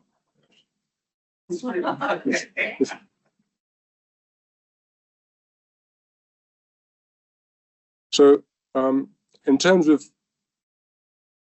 an actual backflow event, this last fall we were dealing with a large public water system in Texas, which had demand of over 50 MGD, over 80,000 connections. Population was over 250,000. And in August, they had an E. coli positive result with a clean repeat. And we have some contractors who work under the Financial Managerial Technical Assistance Program and also with our Texas Optimization Program. So we had a contractor go down and provide sort of a unofficial level 2 assessment due to the size of the system, even though they hadn't triggered a level 2. And his main findings were there's a lot of construction around the site of the E. coli positive. There was a lot of internet cables being laid, and they had a lot of horizontal boring through their streets. And the system had a lot of decommissioned tanks that were out of use and valved off, but were not air-gapped. And so dealing with those or reviewing those were his two main recommendations. Then in October, the system had several more E. coli positive results, and they did trigger a level 2 assessment. And at that point, our team and our contractors became more involved. So we sent someone down, the same contractor down to do an actual level 2 assessment. We also sent down some contractors and employees to evaluate the surface water treatment plant and to start looking at cross connections. So the level 2 assessment is going to look at from the intake, the distribution system, and the sort of find and fix approach throughout their system.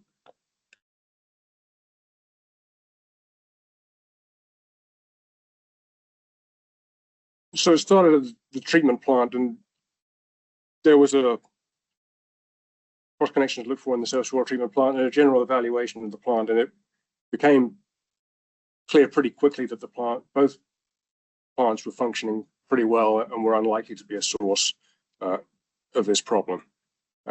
There were no cross connections noted. There were some sample tap locations and injection points that maybe needed to be moved around, but there was nothing indicative of an E. coli problem there. We also looked at the elevated and ground storage tanks for their cycling and filling, for cross connections, for pressure, and we took a sort of nitrification sample suite at each one to make sure that the residuals were okay, and there was no indication of nitrification or residual problems with any of their storage tanks. There was an issue flagged by the city with bulk water filling and the potential for cross connections with water haulers, especially with water theft from hydrants and people just unofficially filling haulers all over the city.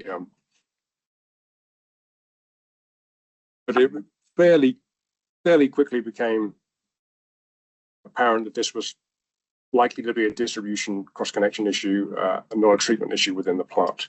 And that's about the time that I went down to this water system.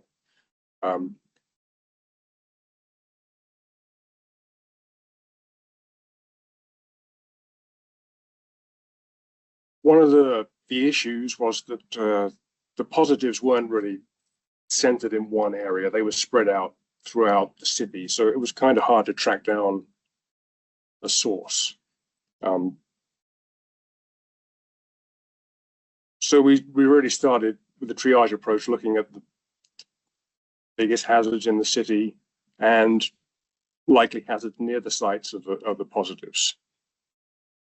And those are split up into teams conducting CSIs and checking residuals at the same time to look for any disinfectant problems in distribution.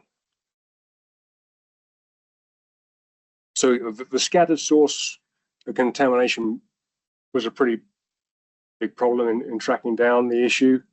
One of the things that would have been nice was the water system in question did have a hydraulic model somewhere that an engineering firm had produced for them in the past. They were pretty busy dealing with the boil water notice, so they couldn't provide that for us at the time. It would have been useful possibly to try and track down the location of whatever was causing this. So if you do have things like that, do try to keep them available, even if they're old. There were also issues with illegal connections. When we started looking for hazards, one of the things that was mentioned was, oh, and by the way, in this city's distribution system, there are an unknown number of unofficial meat markets and butchers, and they move around and we don't know who they are or where they are. So there are issues that can be difficult to deal with and seem overwhelming, especially when these things are pretty widespread, but you do need to start somewhere trying to track these down. Just doing it after the fact is no fun. There were also a relatively low number of CSI records or BPAT test records. I know this agency likes recommending standard operating procedures, and they're not the most exciting things to put together, but they had a relatively new staff person who was the only CSI, or who was the cross-connection control program for a fairly large system. And his knowledge of previous records was fairly minimal. So it would have been probably a lot more straightforward if we had access to more CSIs and more BPAT records to begin with. In terms of the response, the water system had a pretty big response. They were busy, especially with leaks throughout the city and repairing leaks. The state provided a lot of people. Our team was there for approximately 2 weeks. Division of Emergency Management was there. Our regional staff was there. We had, as well as sending a group down, we had people in central office working on lifting the boil water notice that the system was under, reviewing engineering plans. TECs also were there. Texas State Guard was there. TWAWG was there.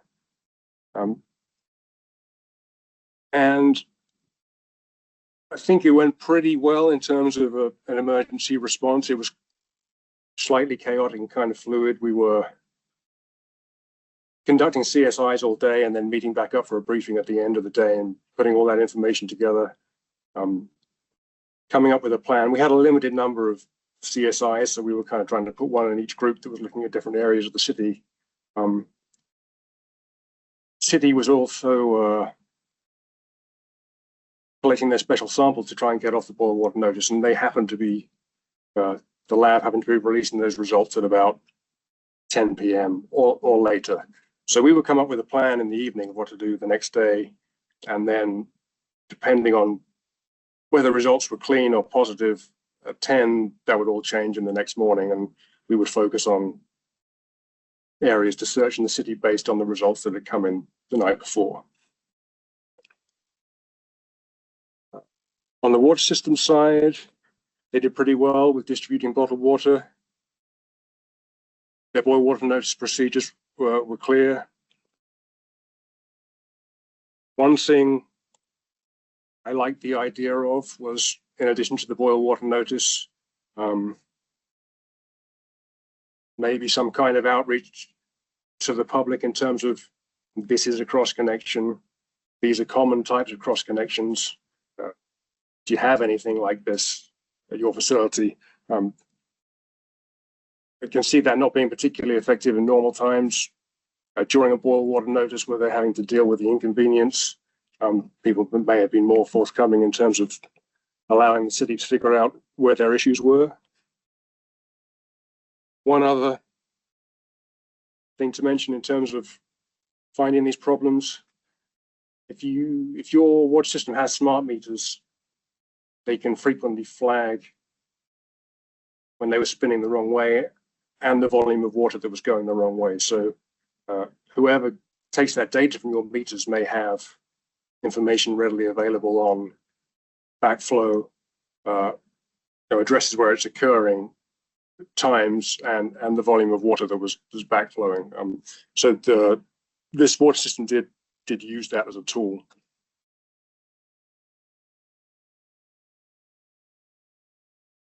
In terms of things could have happened better, I think there was an element of jumping the gun once or twice in terms of people thinking they had found the source of E. coli and that becoming public when in fact it wasn't correct. We didn't actually find, the smoking gun, if you want. We were really just trying to cover as many hazards as we could.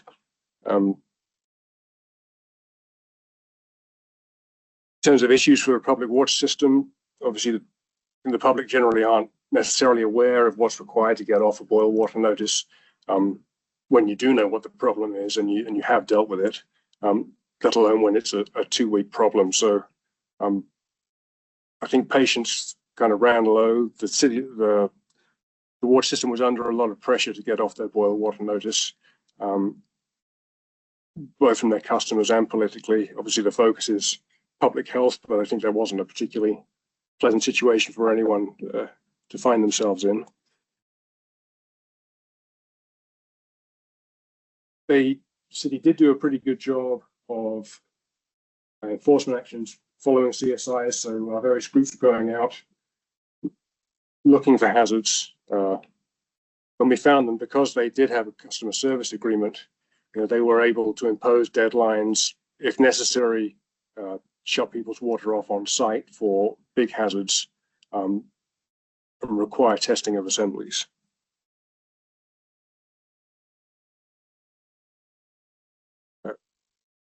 Oh, sorry. Again, we did find quite a few issues in the distribution system.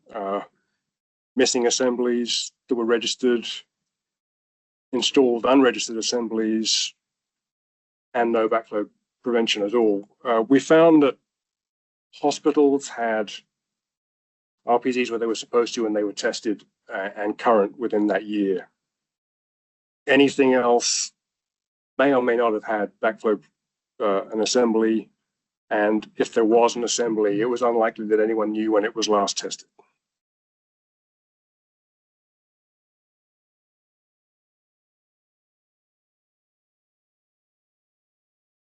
And that's combined with the issue I mentioned before with changes of use of the property in terms of these meat markets and butchers and things popping up. So those issues they had with the lack of CSIs, the lack of records of testing assemblies, that was a long-term issue, and it's going to take a long time to fix for a large system.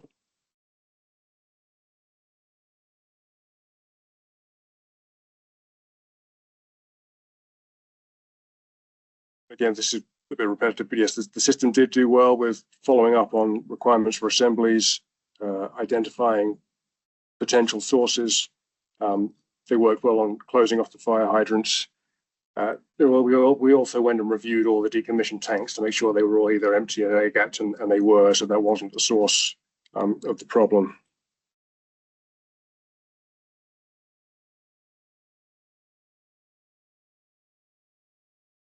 This is just another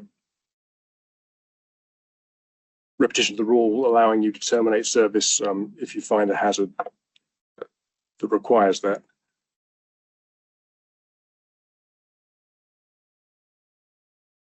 So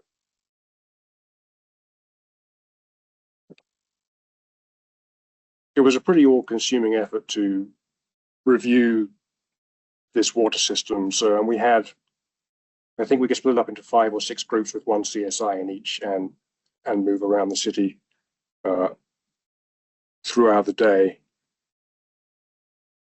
There were a large number of issues of leaks, of places with assemblies that weren't tested, broken sprinklers, random properties with no residual at all when, you know, 2 doors either side were fine. And we covered, I think we covered hundreds of properties in that 2-week period. It's still a huge amount for that water system to do, to cover everything in their water system. They did get help in addition to our team and the other state groups that came down. They did have help from neighboring systems providing CSIs. There is a limit to the number of CSIs that you can get hold of in an emergency if you have to conduct a huge number.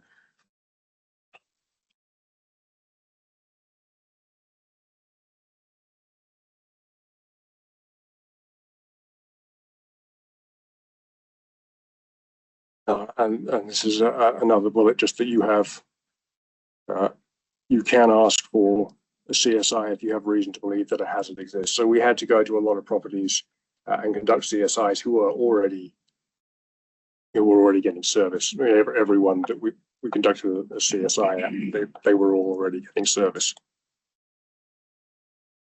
Those CSIs, you know, do need to be reviewed and not just filed away in a dusty corner somewhere.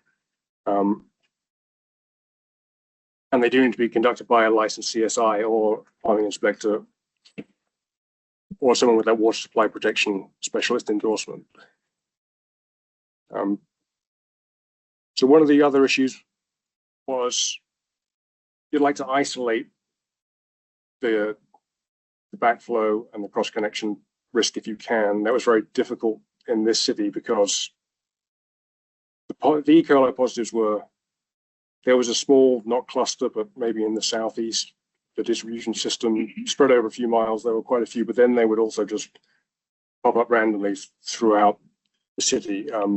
So in terms of dealing with that, the water system elected to, they're on total chlorine, so they decided to do a 60-day chlorine conversion and switch to free chlorine to get off the boil water notice, because they were on a lot of pressure to get off that boil water notice.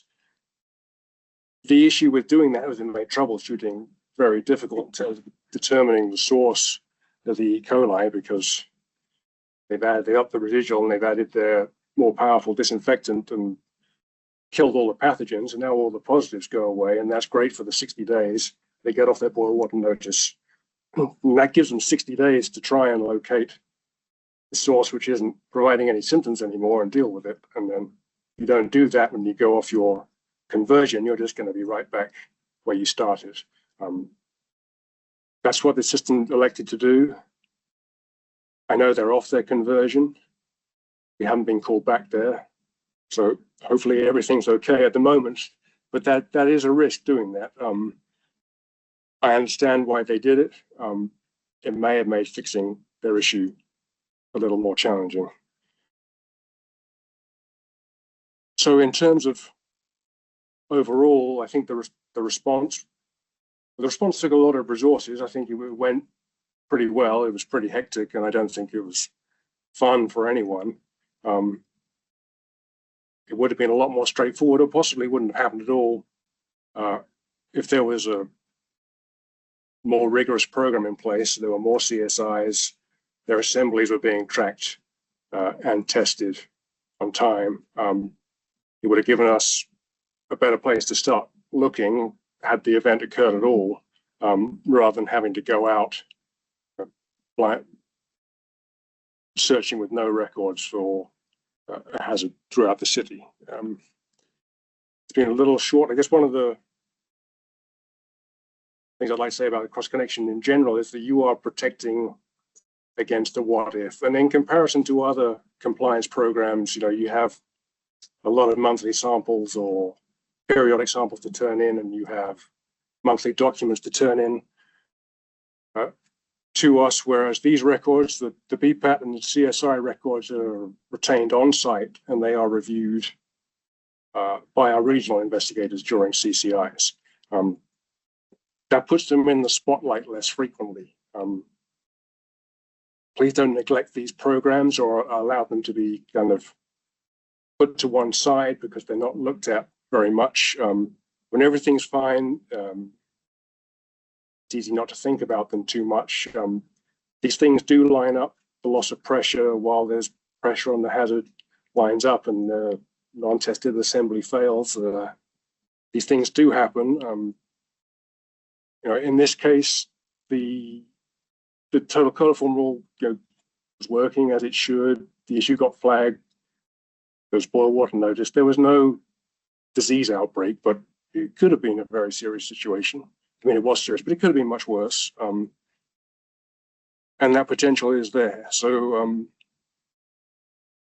do try to keep your programs running well. If you want any advice on setting one up or improving your program, my contact details are there, and Catherine runs the cross-connection control program. You can contact either one of us if you want any assistance. So does anyone have any questions that are not related to the identity of the PWS that I didn't name? Gary. I have one that maybe I missed it, but I know you mentioned earlier that there was no, obviously you explained the favor for a meeting system. And other than you mentioned, I know some individual properties, there was some oddities where they didn't have a residual, but generally speaking, for the distribution, was there a range of forming residual? Was it about normal for them? But by the time I got there, they put their total chlorines up like really high, like over 5, over 8 in places. I mean, they were running really high residuals. They weren't that high system wide. There was kind of peaks, but they were high everywhere, very high in some places. And they were collecting their full range of special samples every day to try and get off that notice. And there would always be, or to begin with, there were always 1 or 2 every night that were keeping them off that notice, and then adjusting the search location for our teams to go to. So then the chlorine conversion, they were kind of on the fence about for a while, but as it became harder for them to get off the notice and there was no glaringly obvious answer as to where it was coming from, they started looking at that more, and that did at least temporarily fix their problem, hopefully permanently. But in that 60-day window, I think there's no way you're going to cover every potential in a distribution system that size.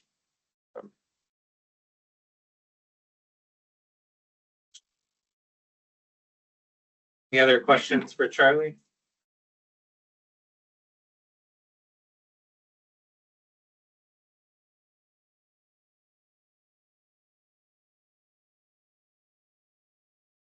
I mean, I think if they're protecting against a non-health hazard, it's just on installation.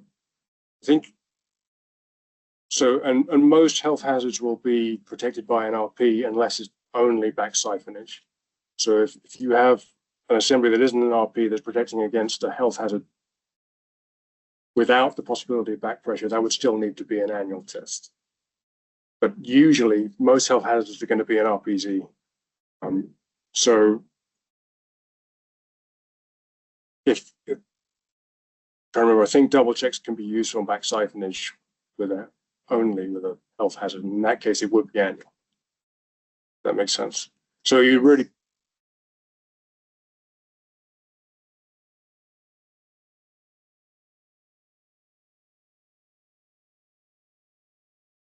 I don't think so. They had a fairly young, relatively new CSI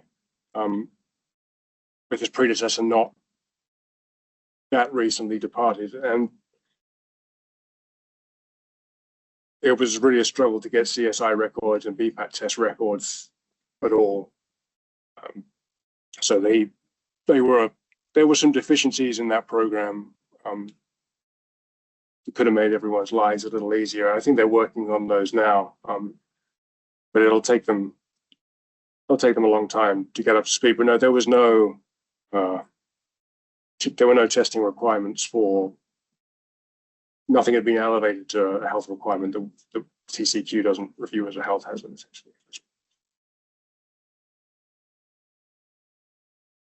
Anything else? Thanks, Charlie. There is one question. Were positive E. coli spread evenly in the system or concentrated in one area? And I think you did touch on that. Yeah, they were pretty spread out. There was not a cluster, but there was a group sort of southeast, but they were spread over a few miles. It wasn't a couple of blocks. And then there were some right in downtown and some in a pressure plane to the north. Actually, the northern pressure plane got cleared first. There were a couple of truck stops that had no assemblies, and they got assemblies put on. And then the system wanted to did a partial boil water notice lift, so that northern pressure plane got off the boil water notice after our engineers worked with the system to establish that there was complete hydraulic separation of those two pressure planes, and after that they got off their boil water. So there was no cluster. There was an area that they managed to get dismissed or cleared of the boil water notice first. That's all right. Thank you, Charlie.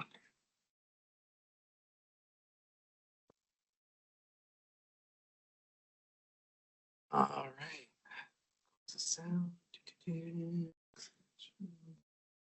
Okay. Any open discussion items, questions about things we've covered? Thoughts for next meeting? Open floor. Same thing. Here we got one in the chat. Take it away. You can unmute yourself. Hey, hi, how you all doing? I'm Dr. Dean Angel, and I'm actually here reaching out for some help. I'm from Surfside Beach, and our problems here at Surfside, they're kind of legendary, but not in a good way. We've got some pretty bad water. Finally, the city council created a task force, and I'm the chairman of that task force. And our first mission was to find out what was wrong and what we needed to do to fix it. The second part of our mission is to find some sources, and then the third part is to get it fixed. So that's kind of where I am now. Is I'm reaching out for some help. Our water system. Well, first of all, just real quick, kind of why Surfside so bad. Surfside, we're down here on the coast, just south of Houston, right by the Freeport Ship Channel. Our city has about 1,300 homes, 1,293, I think exactly, but only 400 of those houses are occupied year round. The rest of them are weekenders or beach rentals. So during the winter, we might have 600 residents during the winter, but during the summer, we have 6,000 people. And then when you add the people that come down for the day, we're 12,000 on a busy holiday weekend, 19,000. And our water system it can't handle that diversity. So it's kind of tough, right? A few years ago, the TCEQ came down on us hard. They said, you will fix it, because we had way too much arsenic. So we went out and borrowed money, and that's another one of our problems. Now we got a lot of debt.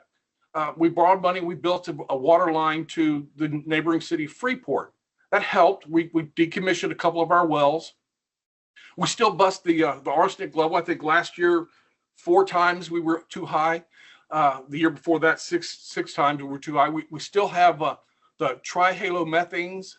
9 times we were over the limit there. A lot of other things, iron, and I could go the list. The EWG, they found 12 contaminants that we were over the limit on. So we've got some tough problems, and we kind of narrowed it down to we got problems with storage. We have under 500,000 gallons of storage, but you can see with 12,000 people during the middle of the summer, we're pumping 2 million gallons of water a day. During the winter, we're hardly pumping any. So we either pumping it too fast, we're not getting decontamination time. We're during the summer, it's sitting stagnant. our lines, our distribution systems are awful. We're characterized by long runs, dead ends. I think in just a small system, we have like over 100 dead end lines. So we have water that sits stagnant. At the end of the line, and unfortunately my house is at the end of the line. You can't detect the free chlorine residuals. So we really need a lot of help, and that's where I'm reaching out. Who could help us? Now, I know James has offered to try to set us up with some conversations with some organizations out there, some of y'all. But the rest of you, if you've got some way that you can possibly help us out, I just dropped my contact info in the chat.